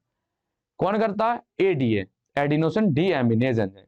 अगर एडीए एंजाइम की क्या हो जाए, कमी हो जाए, क्या हो जाए, एडीए एंजाइम की क्या हो जाए, कमी हो जाए। जब एडीए एंजाइम की कमी हो जाएगी भाई, तो बनी सी बात, हमारा बी लिम्फोसाइट और टी लिम्फोसाइट मैच्योर नहीं हो पाएंगे, परिपक्व नहीं पाए, जिससे हमारा जो प्रतिरक्षा तंत्र है, इम्यून सिस्टम क्या होगा, वो कमजोर हो जाएगा। जब इम्यून सिस्टम हमारा कमजोर हो जाएगा तो हमें कई प्रकार की बीमारियां घेर लेंगी। ये तो एचआईवी से भी ज्यादा खतरनाक है। एचआईवी में तो केवल हमारा टी लिम्फोसाइट ही खराब हो रहा था, यहाँ पर तो बी और टी लिम्फोसाइट दोनों ही हो रहे हैं, दोनों प्रभावित हो रहे हैं, जिससे क्या होगा, हमारा प्रतिरक्षा तंत्र क्या होगा, बहुत ज्यादा बेकार हो जाएगा। ठीक है, इससे बचने के लिए दो तीन तरीके होते हैं। या तो हम क्या करें, डायरेक्ट एडीए एंजाइम प्रवेश करा दें, ठीक है, लेकिन उसके लिए क्या करना पड़ेगा, हमें हमेशा एडीए एंजाइम डालते रहने पड़ेंगे, ठीक है। या हम क्या करते हैं, बोन मैरो ट्रांसप्लांटेशन कर दें, बोन मैरो में हम सही कोशिकाओं को डाल दें, वो भी हो सकता है, लेकिन ये भी कोई परमानेंट क्योर नहीं है। या हम क्या करें, ये तीसरा जो हमने शुरुआत में ही बताया था, या हम भ्रूण अवस्था में ही एडीए एंजाइम का जीन उसके अंदर डाल दें, तो ये परमानेंट क्योर है। इतना समझ में आया? तो ये होता, तो एडीए रोग से ग्रसित एक 4 साल की लड़की थी जिसमें इलाज किया गया था, ठीक है, ये सबसे पहले 4 साल की बच्ची थी, उसमें एडीए एंजाइम के रोग को खत्म किया गया था 1990 में। 1990 में एक 4 वर्ष की लड़की थी जिसमें एडिनोसिन डीएमिनेज की कमी को दूर किया गया था। एडिनोसिन डीएमिनेज को हम क्या कर सकते हैं, या तो हम डायरेक्ट एंजाइम उसके अंदर प्रवेश करा दें, लेकिन उसकी कोई जरूरत, वो उसका कोई परमानेंट इलाज नहीं है, उसको हमेशा हमें देना पड़ेगा, ठीक है। या हम क्या करें, बोन मैरो से, बोन मैरो में ही क्या करते हैं, स्वस्थ, जैसे मान लीजिए कोई व्यक्ति है, क्या है, कोई व्यक्ति है, उसको क्या है, एडिनोसिन डीएमिनेज की कमी है, या वो इस बीमारी से ग्रसित है, तो हम क्या करें, उसकी बोन मैरो से कुछ कोशिकाओं को निकालें। उन कोशिकाओं को निकाला हमने, उन कोशिकाओं को एक कल्चर माध्यम में रखा, और उन कोशिकाओं में क्या किया, एक स्वस्थ जीन, हमने एक स्वस्थ एडीए जीन प्रवेश करा दिया। फिर उन स्वस्थ कोशिकाओं को किया कि हमने उनकी वृद्धि कराई। जब लगातार उनकी हम वृद्धि कराते जाएंगे, वृद्धि काफी मात्रा में होगी, फिर उनको स्वस्थ कोशिकाओं को उसकी बोन मैरो में डाल दें। तो ऐसा तो है नहीं कि ये जो कोशिकाएं हमने बनाई है ये अमर है, एक बार हमने बना लिया हमेशा चल जाएंगे, नहीं भाई, ये क्या होंगी, कभी मर जाएंगी, जब फिर मर जाएंगे तो हम फिर से बोन मैरो। तो ऐसा तो होता नहीं है कि कोई भी मतलब बोन मैरो से ये ट्रांसप्लांटेशन बहुत इजी प्रक्रिया है, नहीं, कोई भी चीज आसान नहीं होती है। तो सबसे अच्छा उपाय है कि जब बच्चा क्या भ्रूण अवस्था में है, तभी उसी दौरान क्या कर रहे हैं, हम उनके जीन को क्या करते हैं, परिवर्तित कर दें। जीन को परिवर्तित कर देंगे तो वो बच्चे के अंदर जो भी बीमारियां होंगी वो सही हो जाएंगी। अब ऐसे नहीं कि एक हमने जीन बदला सब बीमारियां सही हो जाएंगी, हम पहले देखेंगे कि बच्चे को बीमारी कौन सी, जो बीमारी होगी उसी के लिए हम स्वस्थ जीन को प्रवेश करा करके उस बीमारी को दूर कर देंगे। तो ये है हमारी जीन चिकित्सा, आप आराम से इसमें देख सकते हैं, ठीक है। यहां पर लिखा है बोन मैरो ट्रांसप्लांटेशन, ये भी क्या है, परमानेंट क्योर नहीं है, इससे आप केवल मृत्यु को टाल सकते हैं, बच नहीं सकते। यहां से आप देख सकते हैं, अब यहां पर दिया गया cDNA, तो यहां पर बोन मैरो ट्रांसप्लांटेशन बताया गया कि कैसे करते हैं, तो चलो वो बता ही दे रहे हैं हम आपको, जब वो दिख गया है तो बता देते हैं। जैसे मान लीजिए ये क्या, कोई व्यक्ति है, ठीक है, इसको क्या था, इसको एडीए की कमी है, तो यहां से हमने क्या निकाली, बोन मैरो से कुछ कोशिकाएं निकाली, ठीक है, इन कोशिकाओं को क्या किया, एक माध्यम में डाला, ठीक है, इस माध्यम में अब इनके अंदर क्या करना है, हमें इनके कोशिकाओं के अंदर क्या करना है, हमें स्वस्थ जीन को करना प्रवेश कराना। आपको पता है कि मनुष्य के अंदर जीन को प्रवेश कराने के लिए हमें किसकी सहायता लेनी पड़ती है, रेट्रोवायरस की सहायता लेनी पड़ती है। किसकी सहायता लेनी पड़ती है? रेट्रोवायरस की हमें सहायता लेनी पड़ती है। अब रेट्रोवायरस के अंदर जो आनुवांशिक पदार्थ होता है वो आरएनए होता है। क्या होता है? वो आरएनए। लेकिन रेट्रोवायरस में एक कैपेसिटी और होती है कि वो आरएनए से डीएनए बना सकता है। ठीक है, रिवर्स ट्रांसक्रिप्टेज, सेंट्रल डोग्मा में देखा था ना आपने, रिवर्स ट्रांसक्रिप्टेज की प्रक्रिया होती थी जो अपने आरएनए से, ये क्या है इसका? आरएनए। अब आरएनए से ये क्या बना सकता है? डीएनए बना सकता है। उसको हम क्या बोलते थे? सी डीएनए, कॉम्प्लीमेंट्री डीएनए। वो सी कम ई ज्यादा लग रहा, ठीक है, इसलिए हम सीधा लिख दे रहे सी डीएनए। ठीक है, तो क्या करते हैं, इसके सी डीएनए के साथ स्वस्थ मनुष्य से, अब स्वस्थ मनुष्य तो स्वस्थ मनुष्य को थोड़ा ग्रीन से बना दें क्योंकि हरा भरा अच्छा लगता है व्यक्ति। ये कोई स्वस्थ व्यक्ति है, ठीक है, ये खुश है, इसको तो हमने दिखाया नहीं है कैसा, ये उदास है अपना, ये कैसा है? उदास है, ठीक है, इसको बीमारी। इस स्वस्थ व्यक्ति से क्या किया हमने? इसकी बोन मैरो से जीन निकाला, ठीक है, उस जीन को हमने क्या किया? इसके साथ रेट्रोवायरस के साथ ऐड कर दिया। अब रेट्रोवायरस क्या आएगा? उसको इन कोशिकाओं के अंदर वो स्वस्थ जीन को छोड़ देगा। स्वस्थ जीन को छोड़ देगा तो ये इन सब के अंदर स्वस्थ जीन आ जाएगा। फिर इन कोशिकाओं की हम क्या करेंगे? वृद्धि कर लेंगे। इन कोशिकाओं की क्या करेंगे? हम वृद्धि कर लेंगे, इन कोशिकाओं को अधिक मात्रा में बढ़ा लेंगे। जब ये बोन मैरो की कोशिकाएं बहुत ज्यादा मात्रा में होगी तो फिर इनको हम क्या करेंगे? इसके अंदर प्रवेश करा देंगे। ठीक है, ये होता है बोन मैरो ट्रांसप्लांटेशन। लेकिन ये हमेशा काम नहीं करता। ये कोशिकाएं हमेशा तो जिंदा रहेंगी नहीं, एक समय के बाद ये क्या होंगी? कोशिकाएं मर जाएंगी। जब ये कोशिकाएं मर जाएंगी तो फिर से हमें दोबारा ट्रांसप्लांटेशन करना पड़ेगा। ठीक है, और हर कोई व्यक्ति बोन मैरो नहीं देता है। किसी ब्लड देने में तो आदमी को दिक्कत होती है, बोन मैरो कौन देने चला? कोई नहीं देता। बहुत बोन मैरो मिलना भी बहुत बड़ी बात हो जाती है।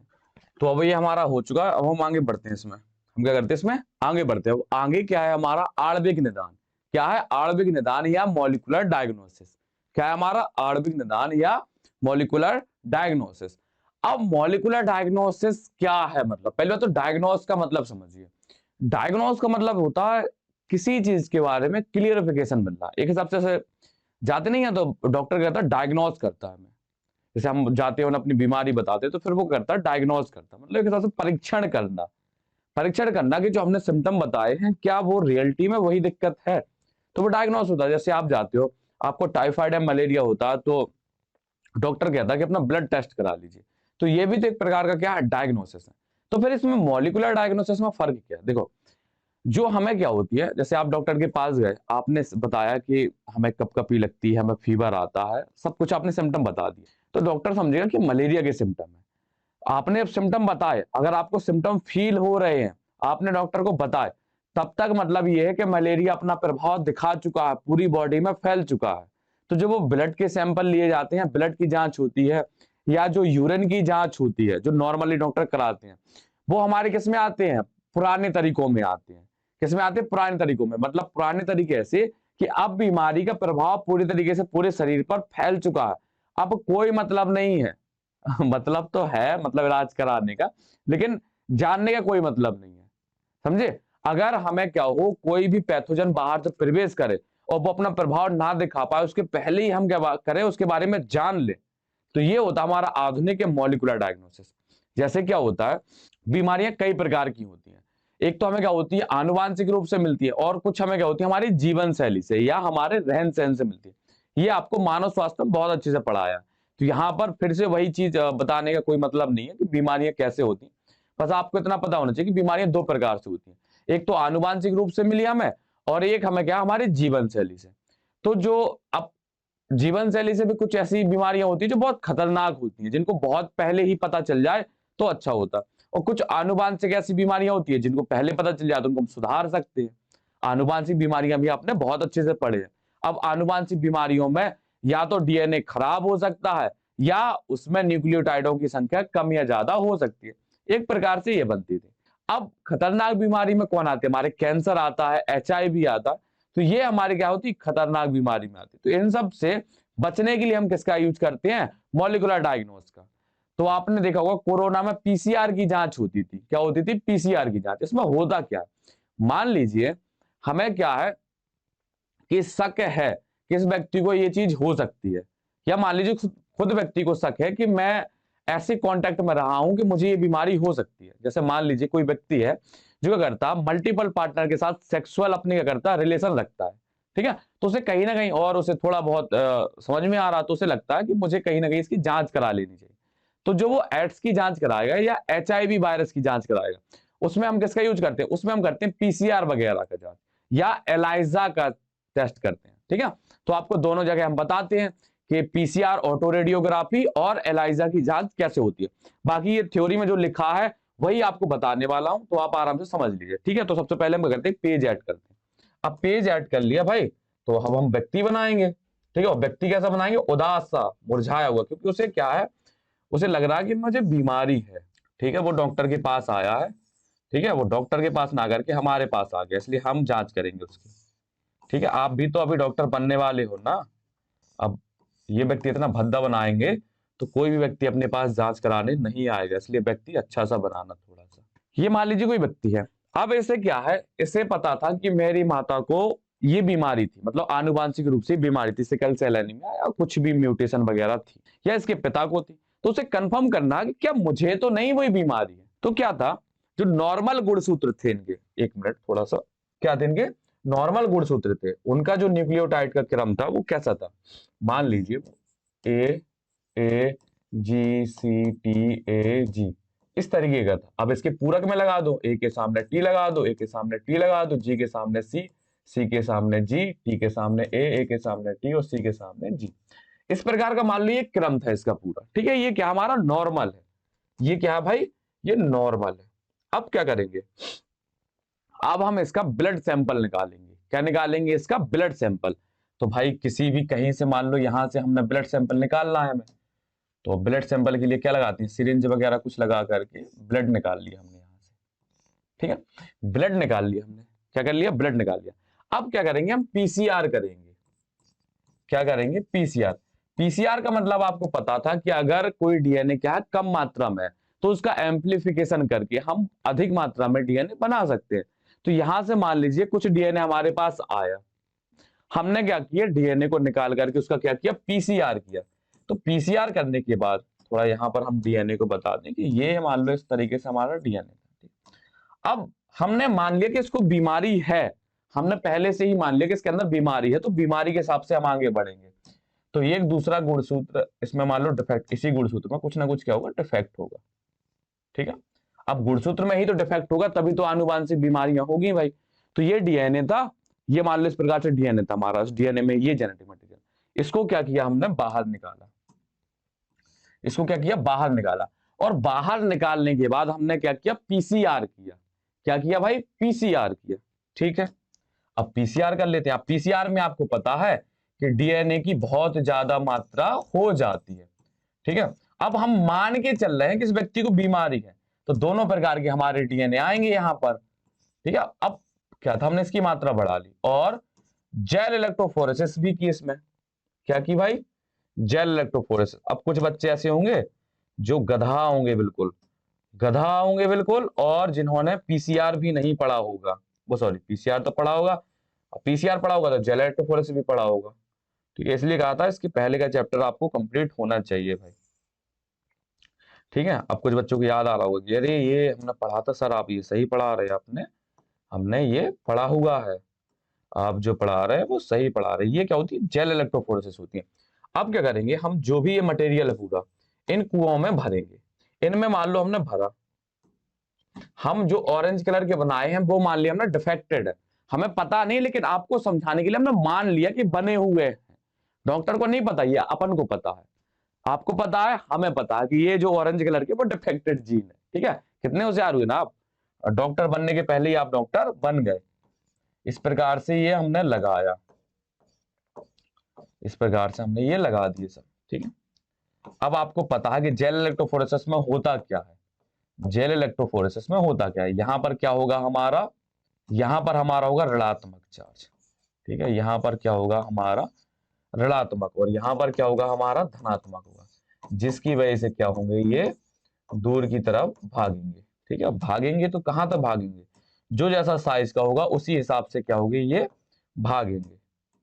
ठीक है। जो जैसे साइज का होगा वो वैसा ही भागेगा, जो जैसे साइज का होगा वो वैसे ही भागेगा। ठीक है। अब दूसरे वाले भी तो भगा दें, खराब वाले सब सही सही भगा देंगे, तो फिर कैसे मजा आएगी।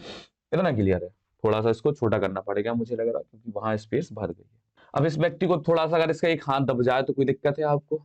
वो क्या है, थोड़ा लाइट लाइट कलर के चक्कर में वो सही से नहीं दिख पाता, तो आपको उसके लिए परेशान नहीं होना। अब आपको दिखने लगा होगा, ये डीएनए इस प्रकार से दिख रहा है।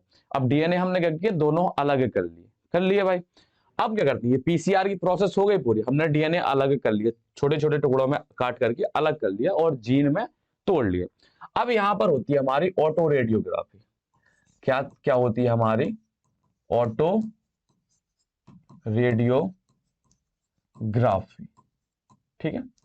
100 बिकरड़ी या 100 चित्र बिकरड़ी, जो भी आपको सही लगे, वैसे ऑटो रेडियोग्राफी भी चल जाएगा, इतनी ज्यादा अंग्रेजी नहीं होती। अब क्या करते हैं ऑटो रेडियोग्राफी में करते क्या है? ऑटो रेडियोग्राफी में कुछ अलग तो करेंगे भाई, कुछ अलग करेंगे। यहां पर क्या करते हैं, यहां पर हम एक जाल लेंगे, ठीक है। अब जाल ले लीजिए, चाहे खुले मैदान में कर लीजिए, खुले मैदान में तो कोई करता नहीं, कहां पर ये करेंगे, जाल में। अब ऑटो रेडियोग्राफी में क्या करते हैं, जो हमारा ये स्वस्थ डीएनए था या जो सही डीएनए था, उसके पूरक की उसका कोई एक स्टैंड लेंगे या उसका कोई एक खंड लेंगे, टेम्पलेट या स्टैंड, जो भी आपको समझ में आए। एक स्टैंड ये होता है, एक स्टैंड ये होता, तो कोई एक स्टैंड का पूरक हम क्या करेंगे, डीएनए बना लेंगे आर्टिफिशियल माध्यम। तो हमने क्या किए, हमने मान लीजिए ये वाला हमने आर्टिफिशियल माध्यम में लगा लिया, ठीक है। कौन कौन सा? टी टी सी, अरे भाई, T T C, G A T और जी, ठीक है, ये बना लिया। अब इसको हम ऐसे सीधा लाइन से दिखा सकते हैं, लेकिन क्या किया, इसके अंदर जो हमने फास्फोरस लगा, फास्फोरस तो होता है फॉस्फेट ग्रुप में, फास्फोरस तो होगा। इसके अंदर जो हम फास्फोरस लगाते हैं वो कौन सा लगाते हैं? P32 वाला फास्फोरस लगाते हैं। कौन सा लगाते हैं? P32 वाला। और ये जो P32 वाला फास्फोरस है, ये क्या होता है? रेडियो एक्टिव होता है।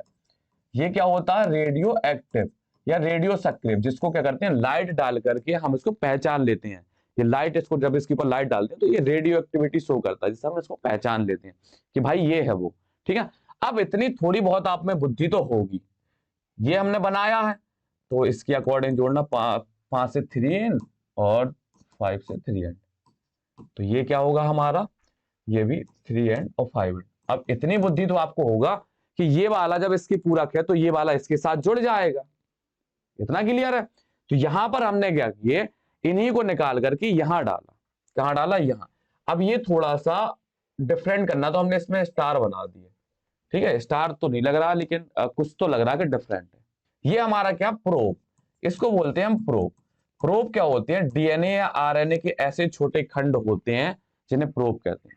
तो हमने क्या किया, ये जो प्रोब तैयार किया, प्रोब आपको पता है क्या होता है? प्रोब क्या होती है? डीएनए आरएनए के छोटे खंड होते हैं जो ओरिजिनल डीएनए के पूरक होते हैं। पूरक मतलब आपस में जुड़ जाएंगे, ठीक है। अब थोड़ा बहुत आपको समझ में आ रहा कि होना क्या है। हमने क्या किया, यहां से डीएनए के सिंगल स्टैंड या सिंगल एक एक खंड निकाल लिए, ठीक है। वो निकाल करके हमने यहां डाल दिए। कहां डाल दिए? यहां इसके अंदर डाल दिए, ठीक है। इसके अंदर हमने डीएनए के खंड क्या किए, डाल दिए। अब कुछ खराब वाले भी होंगे, कुछ खराब वाले भी होंगे। अब क्या हुआ, अब ये जो प्रोब है वो किसकी पूरक है? स्वस्थ वाले डीएनए की पूरक है। अब जैसे ऑरेंज वाले का हम क्रम लिखें, ऑरेंज वाले का क्रम आप कुछ भी लिख सकते हैं। मान लीजिए जो खराब डीएनए था वो हमारा ACCGA इस प्रकार से था, खराब वाला। अब ए के सामने टी लगा दिए, यहाँ जी, यहाँ जी, यहाँ जी, सी टी। ये हमारा कौन सा? ये खराब वाला है। ये कौन सा है हमारा? खराब है। तो आपको पता है कि जो हमने प्रोब तैयार किया वो स्वस्थ के लिए तैयार किया, इसके लिए, तो वो किसके साथ जुड़ेगा? जो हमारा प्रोब है वो किसके साथ जुड़ेगा भाई? स्वस्थ वाले के साथ जुड़ जाएगा। स्वस्थ वाले के साथ जुड़ जाएगा। क्या होगा? स्वस्थ वाले के साथ जुड़ जाएगा। अब हम क्या करेंगे, इसमें लाइट डालेंगे इसके ऊपर। इसके ऊपर बाहर से क्या डाली हमने? लाइट डाली। तो लाइट डालने के बाद जिनके साथ ये हमारा प्रोब जुड़ा होगा वो तो कलर देंगे। प्रोब को हम थोड़ा सा प्रोब की तरह ही बना दें, प्रोब के साथ ये जुड़ जाएगा। किसके साथ जुड़ जाएगा? ये प्रोब के साथ जुड़ जाएगा। तो प्रोब वाले क्या होंगे? कलर देंगे। लेकिन जो ये हमारे और खराब डीएनए थे वो कोई कलर नहीं देंगे। क्यों? क्योंकि उनके साथ हमारा प्रोब नहीं जुड़ा, तो हम लाइट डालेंगे तो वो नहीं चमकेंगे, रेडियो एक्टिविटी या रेडियो सक्रियता नहीं दिखाएंगे। तो इससे हम पता कर लेंगे कि अगर इस तरीके के खंड यहाँ उपस्थित है, मतलब उसके डीएनए में कहीं ना कहीं कोई खराबी है। ये होता है हमारा। पीसीआर का मतलब संख्या बढ़ाना, ऑटो रेडियोग्राफी का मतलब प्रोब तैयार करके उनको जोड़ करके रेडियो एक्टिविटी देना, ये हमारा रेडियोग्राफी होता है। तो इस प्रकार से हम पता कर लेते हैं कि अगर कुछ खंड ऐसे भी उपस्थित हैं जो कोई कलर नहीं दे रहे हैं या कोई रेडियो सक्रियता नहीं प्रदर्शित कर रहे हैं, इसका मतलब उसके अंदर खराब है। अगर व्यक्ति पूरी तरीके से स्वस्थ होता, पूरी तरीके से स्वस्थ होता, तो सभी डीएनए हमारे कैसे बनते, सभी हमारे डीएनए स्वस्थ बनते और सभी के साथ क्या होता, हमारा प्रोब आकर के जुड़ जाता, प्रोब हमारा आकर के क्या होता, जुड़ जाता, समझे। प्रोब आकर के जुड़ जाता मतलब सभी क्या होते, टिमटिमाते, सभी कलर देते या चमकते, जिससे पता चल जाता कि सभी के यहाँ सही है, कोई खराब नहीं है। मतलब खराब है, हमने तो खराब मान के चलेंगे तो खराब तो दिखाएंगे ही भाई। तो इस प्रकार से होती है ऐसी ये जांच, ठीक है। अगर थोड़ी बहुत भी मात्रा थी, मान लीजिए थोड़ा बहुत जीन हमारा खराब था, तो वो यहाँ हमने पीसीआर से उसकी मात्रा बढ़ा ली और यहाँ पर क्या कर ली, उसको डिटेक्ट कर लिया। अब उसका हम क्या करेंगे, सही समय पर उसका इलाज कर देंगे। और मैक्सिमम आपको जब वो लेक्चर आया था उसमें भी बताया था, या अभी इसी लेक्चर में थोड़ी देर पहले आपको बताया था कि कोई भी अगर बीमारी है तो उसको अगर हम किसमें भ्रूण अवस्था में ही सही कर ले तो वो परमानेंट इलाज होता है। अब बीमारी का मतलब ये नहीं कि जुकाम को हम पहले ही सही कर ले तो वो कभी जुकाम हो ना, ठीक है। हम बीमारी कर रहे हैं आनुवांशिक बीमारी या एचआईवी कैंसर जैसी बीमारी, ठीक है। अब कैंसर किस वजह से होता है, म्यूटेशन की वजह से, हम वो म्यूटेशन ही सही कर देंगे। लेकिन कैंसर जीवन के किसी भी पड़ाव में हो सकता है और कैंसर भी किसी पड़ाव में हो सकता है। तो कैंसर जब संभावना ये होती है कि जब उसके माता पिता को है और बच्चे में भी कैंसर आ रहा, तब उसका इलाज हम करते हैं भ्रूण अवस्था में। अब कुछ बच्चे ना कहते हैं कि कैंसर भी तो हमें आगे जीवन में मिलता है, ठीक है। तो हम ये बता रहे हैं कि माता पिता में से कोई कैंसर से गिर सकता तो उसके बच्चे में भी आ जाएगा, तो उस बच्चे को हमें स्वस्थ बनाना है तो क्या करेंगे, भ्रूण अवस्था में ही उसके कैंसर का इलाज कर दिया जाए। तो ये समझ में आ गया आपको, पीसीआर समझ में आ गई आपको, ऑटो रेडियोग्राफी आपको समझ में आ गई। तो ये आपका क्या होगा, कुछ हिस्सा कंप्लीट हो गया। अब आपको क्या समझाना है, हमें एलाइजा समझाना है। अब एलाइजा का फुल फॉर्म आप समझ लेंगे तो शायद थोड़ा बहुत आपको समझ में आ जाए। एलाइजा का फुल फॉर्म क्या होता है, एंजाइम लिंक्ड इम्यूनोसॉर्बेंट एसे। अब ऐसे वो वाला नहीं जो काऊ पर ऐसे लिखते थे या बफेलो पर या अपने बेस्ट फ्रेंड पर, ठीक है, वही बेस्ट फ्रेंड जो क्या करता था, चुगली कर देता था। तो एंजाइम, कुछ मित्र ऐसे होते हैं जो कभी चुगली नहीं करते हैं और हमेशा आपके सुख दुख में साथ देते हैं, एंजाइम लिंक्ड। और उन मित्रों से आप हमेशा दूर रहिए जो आपको गलत चीजें सिखाते हैं, इम्यूनो सॉर्बेंट ऐसे, ठीक है। अगर हैं आपके ऐसे मित्र तो आप उन्हें सुधारिए, अगर वो नहीं सुधर रहे तो आप उनसे दूर हो जाइए। तो इसका फुल फॉर्म ये लिखा होगा। अब ये जो हमारा एलिजा होता है ये एंटीजन और एंटीबॉडी को डिटेक्ट करने के लिए यूज में लाया जाता है। कैसे, मान लीजिए तो हमें क्या है, हमारे जो खराब मित्र हैं उनसे दूर रहना, अगर वो सुधर जाएं आपसे तो आप सुधार दीजिए, फिर आप उसके लिए अच्छे मित्र हो जाएंगे, ठीक है। अगर नहीं सुधर रहे तो आप उनसे दूरी बना लीजिए, गलत संगत में बिल्कुल नहीं पड़ना है। और अभी तो बिल्कुल भी नहीं पढ़ना, क्योंकि अभी क्या है, आपका एग्जाम आने वाला है।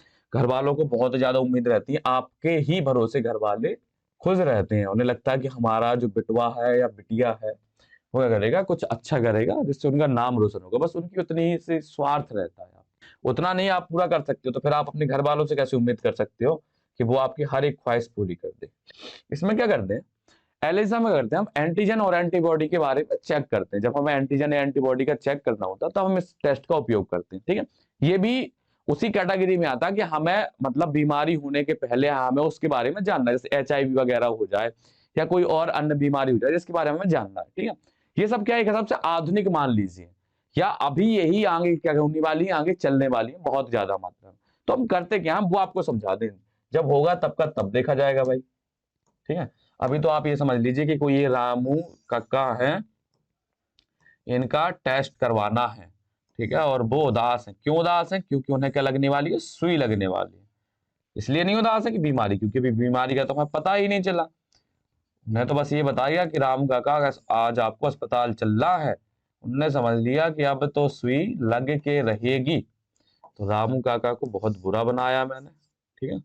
रामू काका के कान लगा दे ताकि रामू काका बड्स लगा के बढ़िया तरीके से गाने सुन सके, किसके, किशोर कुमार के, ठीक है भाई।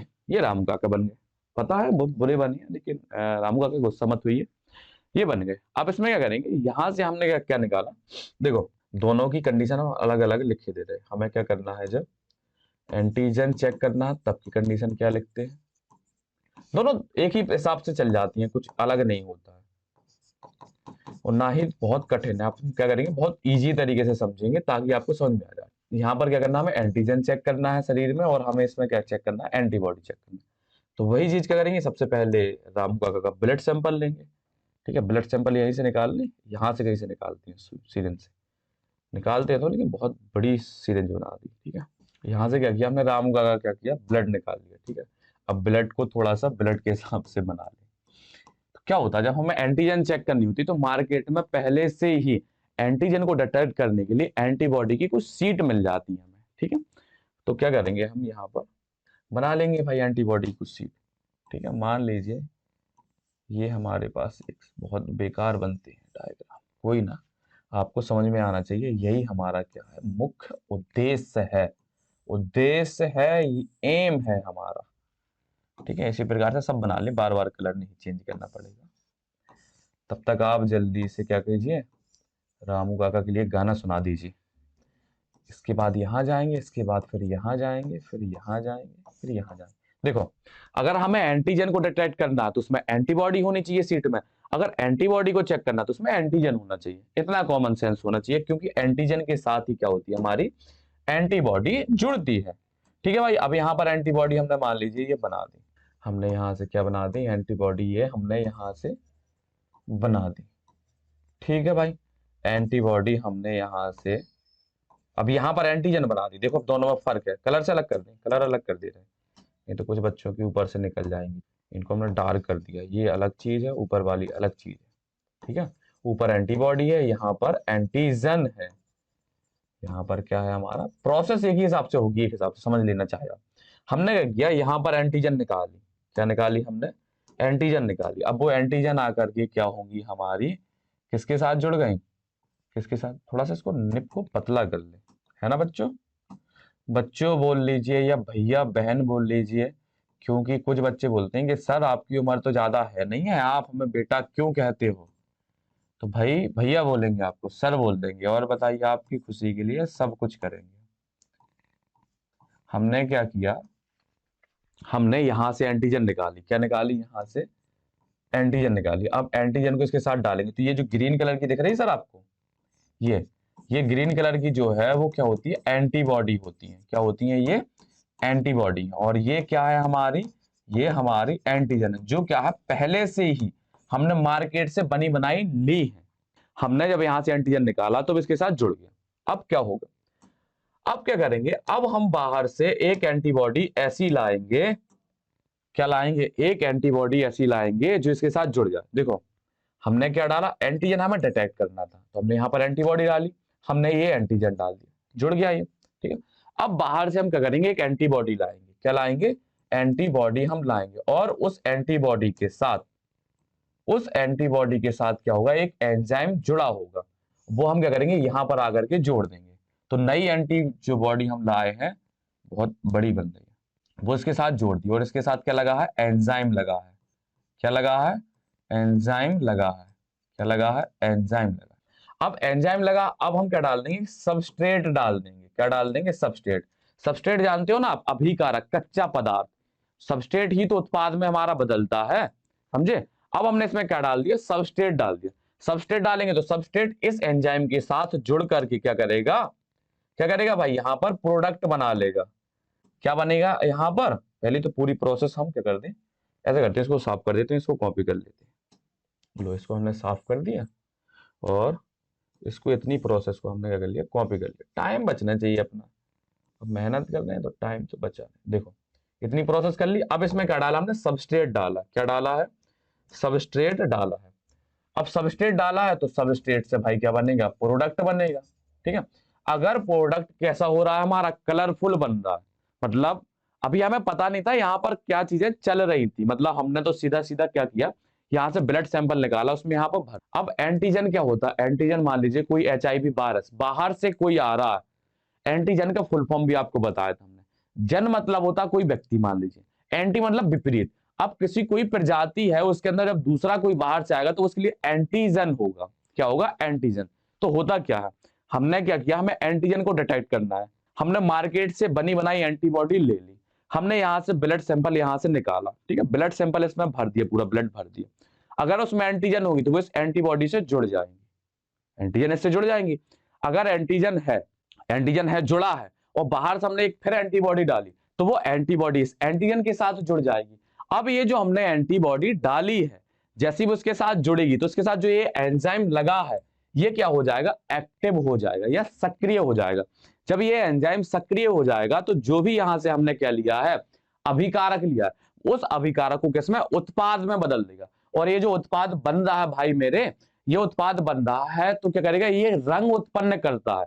अगर इस उत्पाद ने क्या कर दिया, बना और इसने रंग उत्पन्न कर दिया, इसका मतलब हमारे अंदर एंटीजन उपस्थित है, हमें किसी बीमारी ने आक्रमण किया है। ये होता है एलाइजा। इसी प्रकार से एंटीबॉडी में, अब एंटीबॉडी का हमें चेक करना है तो हमने एंटीजन से बनी हुई प्लेटें ले ली। अब हमें हमारे ब्लड में देखना कि एंटीबॉडी बनी है क्या। अब एंटीबॉडी कब बनती है, जब बाहर से कोई आक्रमण होता तब हमारे शरीर में एंटीबॉडी बन जाती है। जैसे एचआईवी का अटैक होगा तो हमारी आईजीजी एंटीबॉडी बनेगी। हमने यहाँ पर ब्लड सैंपल भर दिया, हमने ब्लड सैंपल यहाँ पर भर दिया, अगर एंटीबॉडी ब्लड में होगी तो इससे एंटीजन से अटैच हो जाएंगी। फिर बाहर से हम क्या करेंगे, एक एंटीजन लेंगे जिसमें एंजाइम जुड़ा होगा। अब एंटीबॉडी से जोड़ने के लिए हम एंटीजन वाला एंजाइम लेंगे, बस इतना सा फर्क है। हमने एंटीजन को चेक करने के लिए एंटीबॉडी वाला एंजाइम लिया था, एंजाइम वाला एंटीबॉडी लिया था, कुछ भी आप बोल सकते हैं। अब यहां पर हमें क्या चेक करना, हमें यहां पर एंटीजन चेक करना। तो ब्लड से हमने क्या डाल दिया, ब्लड सैंपल, अगर उसमें एंटीबॉडी होंगी वो इससे जुड़ जाएंगी, जुड़ गई एंटीबॉडी, इससे जुड़ गई। अब एंटीबॉडी जुड़ गई, हमें कैसे पता चलेगा, तो हम बाहर से बना हुआ एक एंजाइम के साथ जुड़ा एंटीजन लेंगे, जैसे इसके साथ डालेंगे और सबस्ट्रेट भी डाल देंगे। सबस्ट्रेट डाल देंगे, सबस्ट्रेट जानते हो कच्चा पदार्थ, तो जैसे ही एंजाइम सक्रिय होगा वो सबस्ट्रेट को प्रोडक्ट में बदल देगा। अगर जो हमारा उत्पाद बना है वो क्या कर रहा है, रंग उत्पन्न करेगा। अगर रंग उत्पन्न करेगा मतलब यहां पर इस शरीर पर कोई हमला हुआ है तभी एंटीबॉडी बनी है, और एंटीबॉडी है तभी हमारा जो एंजाइम, एंटीजन का जो एंजाइम और सबस्ट्रेट थे वो प्रोडक्ट बना रहे हैं। ये होता है एंटीजन और एंटीबॉडी इंटरेक्शन या उनके बारे में जानना। ये होते हमारे आणविक निदान, बहुत कठिन नहीं था। इस वाले टॉपिक को आप आराम से समझिए, और समझ उन्हीं को आएगा जिन्होंने अपने ये एंटीजन एंटीबॉडी पता होगा जिनको, और जिनको एंटीजन एंटीबॉडी का इंटरेक्शन पता होगा, और उत्पाद क्या होते हैं, अभिकारक क्या होते हैं ये पता होंगे, एंजाइम क्या होते हैं। जब ये सब छोटी छोटी चीजें पता होंगी तब आपको ये समझ में आएगा। अब ये नहीं कि 8वीं का बच्चा बैठ जाके तो हमें तो ये समझ में नहीं आया, तो उसे नहीं आएगा समझ में, क्योंकि एबीसीडी तो हमें आनी चाहिए अंग्रेजी सीखने के लिए। अब क्या करते हैं, हम इसमें आगे बढ़ते हैं। पहले तो आपको ये जो थ्योरी के नोट्स है वो आप इनको स्क्रीनशॉट ले लीजिए या इनको पढ़ लीजिए, कुछ मतलब नहीं है हमारे बार बार रिकॉल करने से। जो चीज मैंने एक ही शब्द बोला है वही एक ही शब्द आपको यहाँ मिलने वाला है, इतना आप विश्वास रखिए। तो इसको स्क्रीनशॉट लीजिए और इसको लिखिए, अब लिखने का टाइम हो तो लिखिए, नहीं तो आप सीधा इन्हीं नोट से पढ़ लीजिए। तो ये सब यहां से यहां तक आप पूरा इतना ले लीजिए, ठीक है भाई, ले लिया आपने, आगे बढ़ जाए, ये यहां से ले लीजिए। ठीक, एक एक शब्द, आपको ये नहीं लगेगा कि मैंने ये चीज नहीं बताई है। ठीक है, अब यहां पर जैसे कुछ दिख रहा प्रोटीजन ग्लाइकोप्रोटीन, तो ये वही है एंटीजन वगैरह हमारी। ठीक है, एंटीजन को ही हम प्रोटीजन बोल दें चाहे ग्लाइकोप्रोटीन्स बोल दें, क्योंकि प्रोटीन हमारी क्या होती है एक हिसाब से एंटीजन ही तो है। तो ये आप देख सकते हैं। आपने क्या किया, स्क्रीनशॉट ले लिए, तो हम आगे बढ़ते हैं। अब आगे बढ़ने के बाद आगे हम पारजीवी जंतु या ट्रांसजेनिक एनिमल। अब पारजीवी जंतु या ट्रांसजेनिक एनिमल होते क्या है, देखो ट्रांसजेनिक, जीन को बदलना।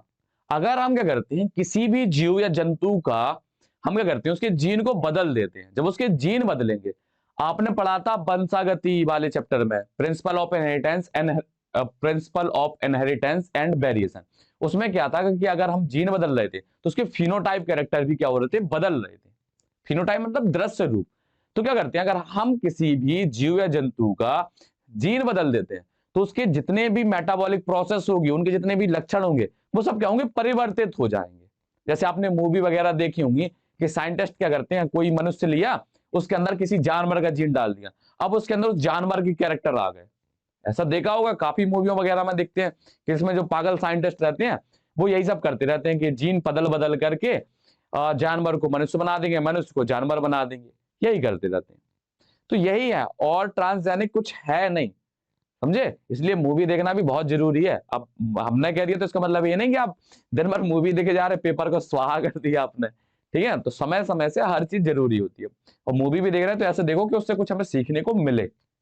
तो क्या होते हैं ट्रांसजेनिक एनिमल, ऐसे होते हैं वो एनिमल या वो जंतु जिनके हम क्या करते हैं, जीन क्या करते हैं, परिवर्तित कर दें। और जीन परिवर्तित करने से देखो, परिवर्तित भी कर रहे हैं, लेकिन उन जीन जो हमने परिवर्तित किए उनको प्रदर्शित होना भी क्या है, जरूरी है। ऐसा नहीं कि हम जीन परिवर्तित तो कर रहे हैं और फर्क कुछ पड़ नहीं रहा, मतलब वो लक्षण प्रकट नहीं हो रहे, तो वो हमारे फिर ट्रांसजेनिक एनिमल नहीं होंगे। अब इनका उपयोग कहां कहां करते हैं, देखो। अब उपयोग, पहली बात तो उपयोग करने से पहले आपको बता दें कि ये जो ट्रांसजेनिक एनिमल होते हैं इनकी परमिशन मिलती है। ऐसा नहीं कि कोई भी साइंटिस्ट, क्योंकि साइंटिस्ट होते हैं पागल थोड़ा, ठीक है, उनको क्यूरियोसिटी रहती है, मतलब एक हिसाब से मान लीजिए चुल मची रहती है उन्हें जानने की। उन्हें जानना होता है कि आखिर इससे हो क्या सकता है, फिर इससे क्या हो सकता है। तो उनको क्या करते हैं, एक लिमिट में रखना होता है। लिमिट में नहीं रखेंगे तो अब तक तो उन्होंने जाने क्या कर दिया होता, पूरी पृथ्वी का स्वाहा कर दिया होता। तो सरकार से क्या होनी है, उन्हें परमिशन लेनी पड़ती है। परमिशन केवल उन्हीं चीजों के लिए मिलती है जो मनुष्य के लिए लाभदायक हो, मनुष्य के लिए खतरा ना बने। अब जैसे मान लीजिए हमने एक गाय तैयार की थी, रोजी काऊ। अब उस रोजी काऊ में किया क्या था, हमने उसमें क्या किया था कि हमने उसके जीन में परिवर्तित कर दिया था। क्या परिवर्तित किया था, हमने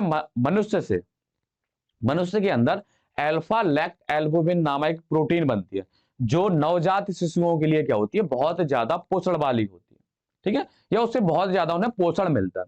तो हमने क्या किया, मनुष्य की, देखो मनुष्य के ऊपर नहीं कर रहे, मनुष्य से केवल हम ले रहे हैं, मनुष्य के जीन को नहीं छेड़खानी कर रहे। हमने क्या किया, मनुष्य की जो लैक्ट एल्बुमिन बनाने वाली जीन थी उसको निकाला और गाय के अंदर प्रवेश करा दिया। तो अब उस गाय में क्या हुआ, 2.4 ग्राम पर लीटर लैक्ट एल्बुमिन की क्या होगी, मात्रा बढ़ गई, जो नवजात शिशुओं के लिए क्या थी, बहुत फायदेमंद थी, समझे। और उसी गाय को हमने क्या बोला था, क्या बोल रहे, गाय और काऊ को हमने क्या बोला था, रोजी काऊ। क्या बोला था, रोजी काऊ बोला था या रोजी गाय बोला था। इतना क्लियर है। इसके बाद हमने एक्सपेरिमेंट तो बहुत सारे किए, ऐसा नहीं है कि नहीं किए, लेकिन जो एनसीईआरटी में था वो बताना जरूरी था। इतना क्लियर है। जिस प्रकार से आपने इंसुलिन भी देखा था, क्या देखा था, इंसुलिन को भी हमने क्या बनाया था, ई बैक्टीरिया में प्रवेश करा करके हमने बायोटेक्नोलॉजी से आर्टिफिशियल तरीके से इंसुलिन निकाला था, वो भी मनुष्य के लिए लाभदायक था, ठीक है। तो चाहे कृषि का क्षेत्र हो, चाहे हमारा दवाइयों का या मेडिसिन वाला फील्ड हो, चाहे और अन्य हमारे डेयरी प्रोडक्ट हो या खाने पीने के भी कोई उत्पाद हो, तो इन सब में हमने क्या किया, बायोटेक्नोलॉजी का यूज किया है। और बायोटेक्नोलॉजी का यूज करने के साथ ही साथ हमने क्या किया, ट्रांसजेनिक एनिमल भी बनाए हुए हैं। अब आपने देखा होगा कि मूवी वगैरह देखते होंगे, कुछ बच्चे कह रहे होंगे सर आप मूवी बहुत देखते हो। हाँ, जरूरी भी है, ठीक है, क्योंकि उससे कुछ ना कुछ देखने को मिलता है, कुछ चीजें जो हमने कभी नहीं देखी होती वो वहां पर हमें देखने को मिलती है। बस फर्क ये है कि आप उनको वहां से कैप्चर कर रहे हैं या नहीं कर रहे हैं, वहां से कुछ सीख रहे हैं या नहीं सीख रहे हैं। आपको हर एक चीज क्या है, छोटी से छोटी चीज कुछ ना कुछ सिखाती है। बस फर्क ये है कि आपको उसको सीखने की क्यूरियोसिटी है, आपको सीखने का मन है या नहीं, ये डिपेंड करता है। तो ट्रांसजेनिक एनिमल समझ में आया। ट्रांसजेनिक एनिमल का हम उपयोग करते हैं, एक तो मनुष्य के लाभ के लिए यूज करते हैं उनका, ठीक है। जो ट्रांसजेनिक एनिमल बनाते हैं वो मनुष्य के लिए लाभदायक होने चाहिए, वो हमारे ट्रांसजेनिक एनिमल होते हैं, ठीक है।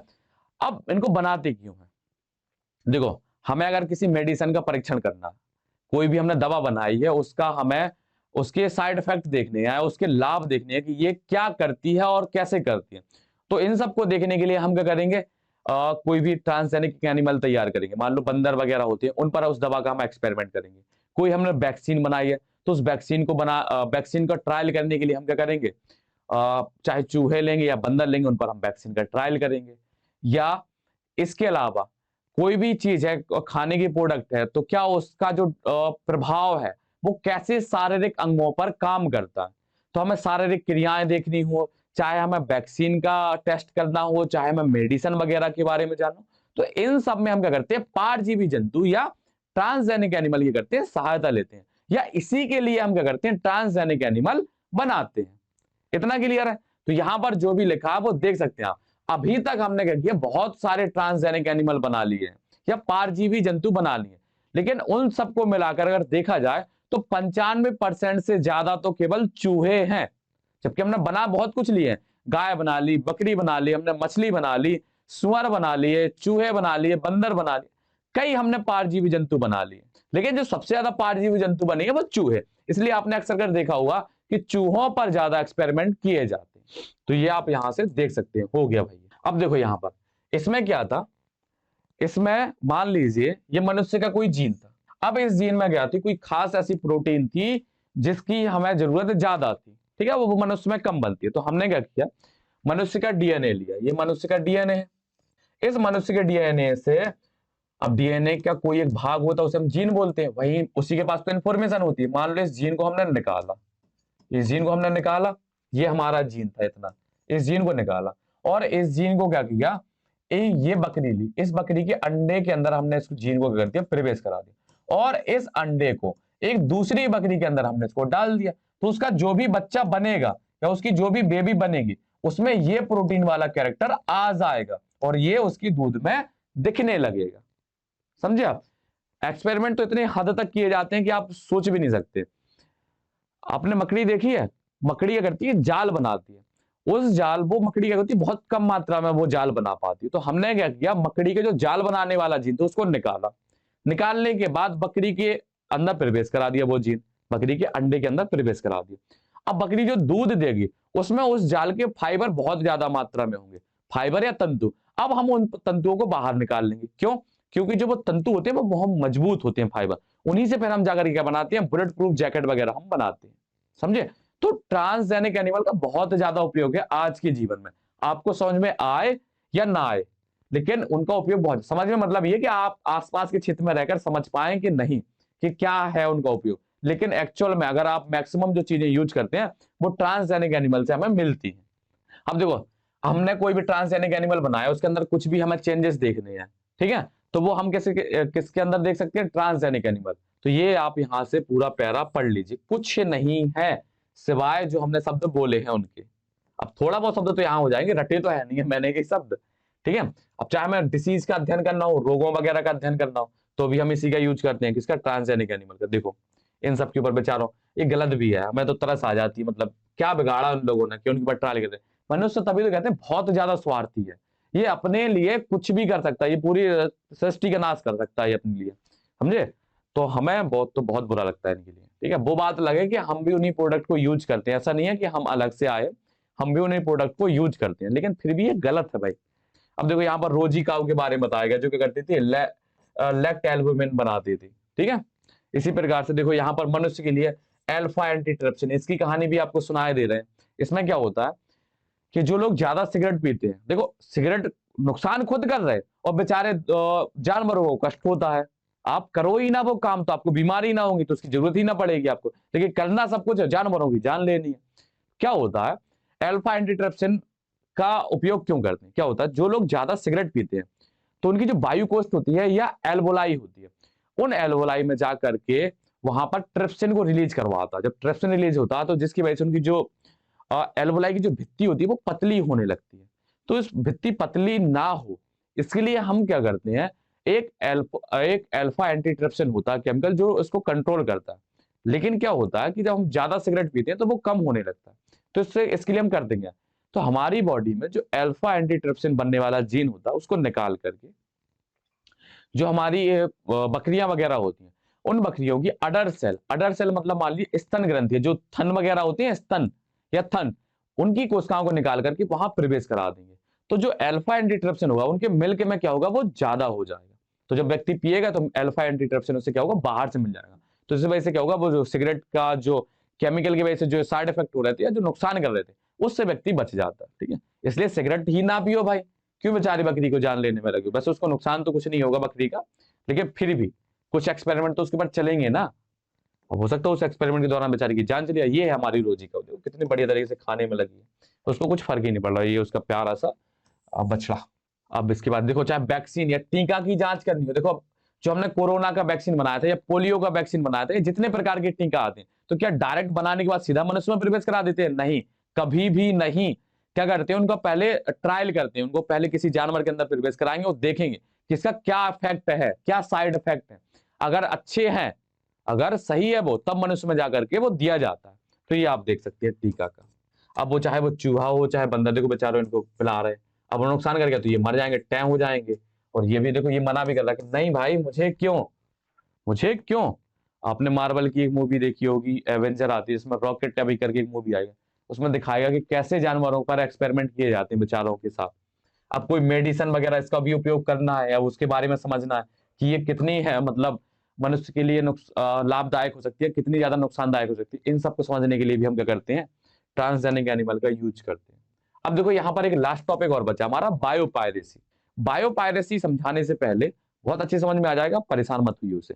बायोपायरेसी समझाने से पहले आपको समझाती है बायो पेटेंट क्या होता है। देखो क्या होता है, आप बहुत अच्छे समझ में आ जाएगा अगर थोड़ा बहुत आप दुनियादारी में इन्वॉल्व रहते हो तो।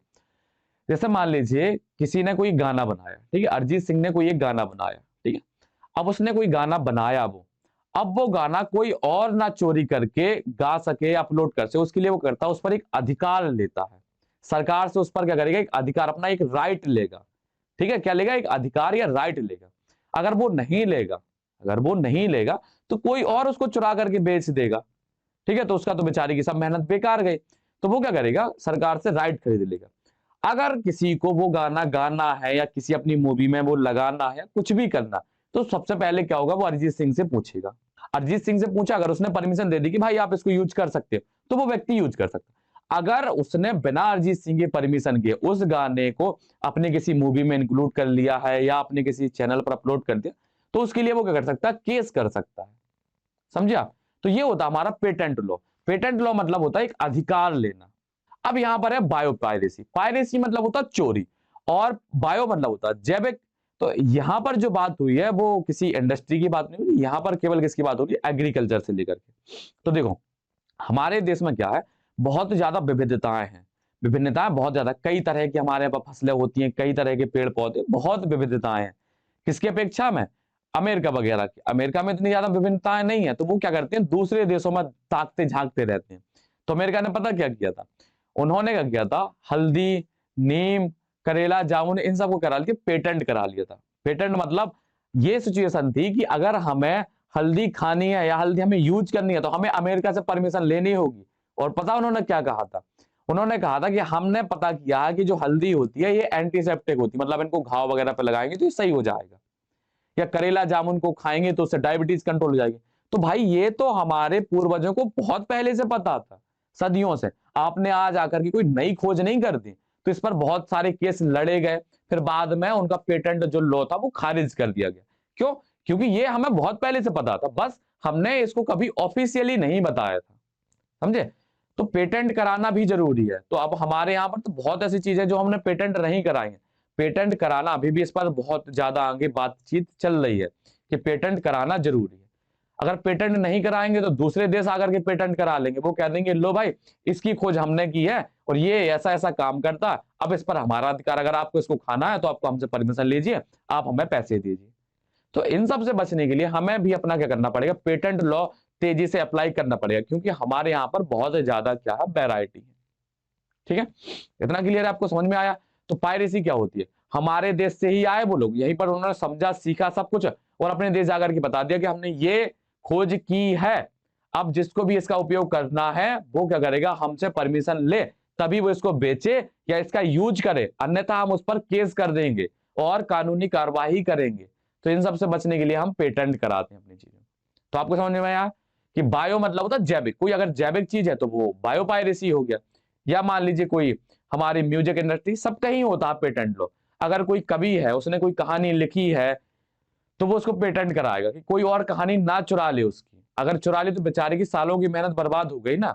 ऐसे ही कोई साइंटिस्ट है, वो कोई किसी मेडिसिन की खोज करता है या कोई वैक्सीन बनाता है या कोई मेडिसिन बनाता है, तो उसको भी क्या करता है, वो पेटेंट कराता है ताकि कोई और उसका फार्मूला चुरा करके उसको ना बेच सके।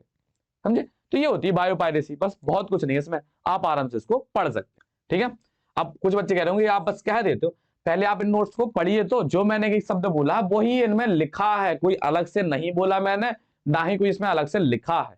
आप पढ़िए, बस पढ़ना इसलिए नहीं है मुझे क्योंकि इसमें टाइम लग जाएगा, वो आप भी कर सकते हैं, मैं भी पढ़ दूंगा, वही तो बात है। हिंदी पढ़नी तो आपको आती होगी। देखो ये हमारा पेटेंट लॉ है, ये व्यक्ति चोर है, देखो चोर के आंख में तिनका, के बाल में तिनका होता है, कहाँ तिनका होता है ये आप बता दीजिए कमेंट में। ठीक है, कि चोर में, चोर की दाढ़ी में तिनका होता है शायद, चोर की दाढ़ी में तिनका। ठीक है, तो ये चैप्टर क्या होता है हमारा यहाँ पर फिनिश हो जाता है। और उम्मीद तो हम यही करेंगे कि आपको चैप्टर बहुत अच्छा लगा होगा और समझने में मजा आया होगा, आपके डाउट क्या होंगे क्लियर होंगे। अगर आपके डाउट क्लियर होते हैं, देखो भाई बहुत कुछ से तो आपसे मांगती नहीं है। अगर आपको लेक्चर बहुत अच्छा लगता है तो आप कमेंट किया कीजिए कि हमें ये लेक्चर अच्छा लगा, उससे क्या होता है थोड़ा बहुत मोटिवेशन हमें मिलता है। और एक चीज और बता दें आपको, आप लोग क्या करते हो कि जब वीडियो प्रीमियर होता है, देखो प्रीमियर और लाइव में फर्क होता है। प्रीमियर का मतलब रिकॉर्ड किया हुआ लेक्चर हम चला दें लाइव की तरह, एक होता लाइव जब हम आमने और सामने हो। अब कुछ बच्चे मैंने अभी देखा परसों कि वीडियो प्रीमियर हो रहा है, उसी में कह रहे हैं सर आप हमारी बात नहीं सुन रहे। तो सर वहां जब आपको देख पा रहे होंगे तभी तो बात आपकी सुनेंगे। तो ऐसी बेवकूफी नहीं करनी है, ठीक है। वीडियो क्या होता है, प्रीमियर होता है, तो वहां पर आपकी कोई बात नहीं सुन रहा होता, आप लोग आपस में ही बातचीत करने में लगे रहते हैं, तो उससे बचिए। और जब लेक्चर कंप्लीट हो जाए, पूरा प्रीमियर बंद हो जाए, साइड में लिखा रहता है कि वीडियो क्या हो रहा, प्रीमियर हो रहा। वीडियो अगर प्रीमियर हो गया उसके बाद आप क्या कीजिए, अपने कमेंट कीजिए, क्योंकि प्रीमियर के दौरान आप जो कमेंट करते हैं वो कमेंट अलग हो जाते हैं, वो हमें नहीं दिखाई देते हैं फिर, समझे। तो जब वीडियो प्रीमियर हो जाए, क्लास आपकी कंप्लीट हो जाए, उसके बाद आपका जो भी डाउट होगा वो कमेंट कीजिए। इतना क्लियर है। कमेंट किए करेंगे तो वो डाउट हमें दिखेगा, तो उसका हम रिस्पॉन्स देंगे। अब कुछ बच्चे कहते हैं हम कमेंट तो करते रहते, वो रिस्पॉन्स ही नहीं करते, तो रिस्पॉन्स कहां से करेंगे भाई, हमें पता तो चले, ठीक है। तो ये वन शॉट आपके यहाँ पर कंप्लीट होता है, एक चैप्टर और आपका यहाँ पर कंप्लीट हो गया। तो पढ़ते रहिए, स्वस्थ रहिए, मस्त रहिए और पढ़ते रहिए। मिलते हैं अपने नए लेक्चर में, तब तक के लिए थैंक यू बेटा।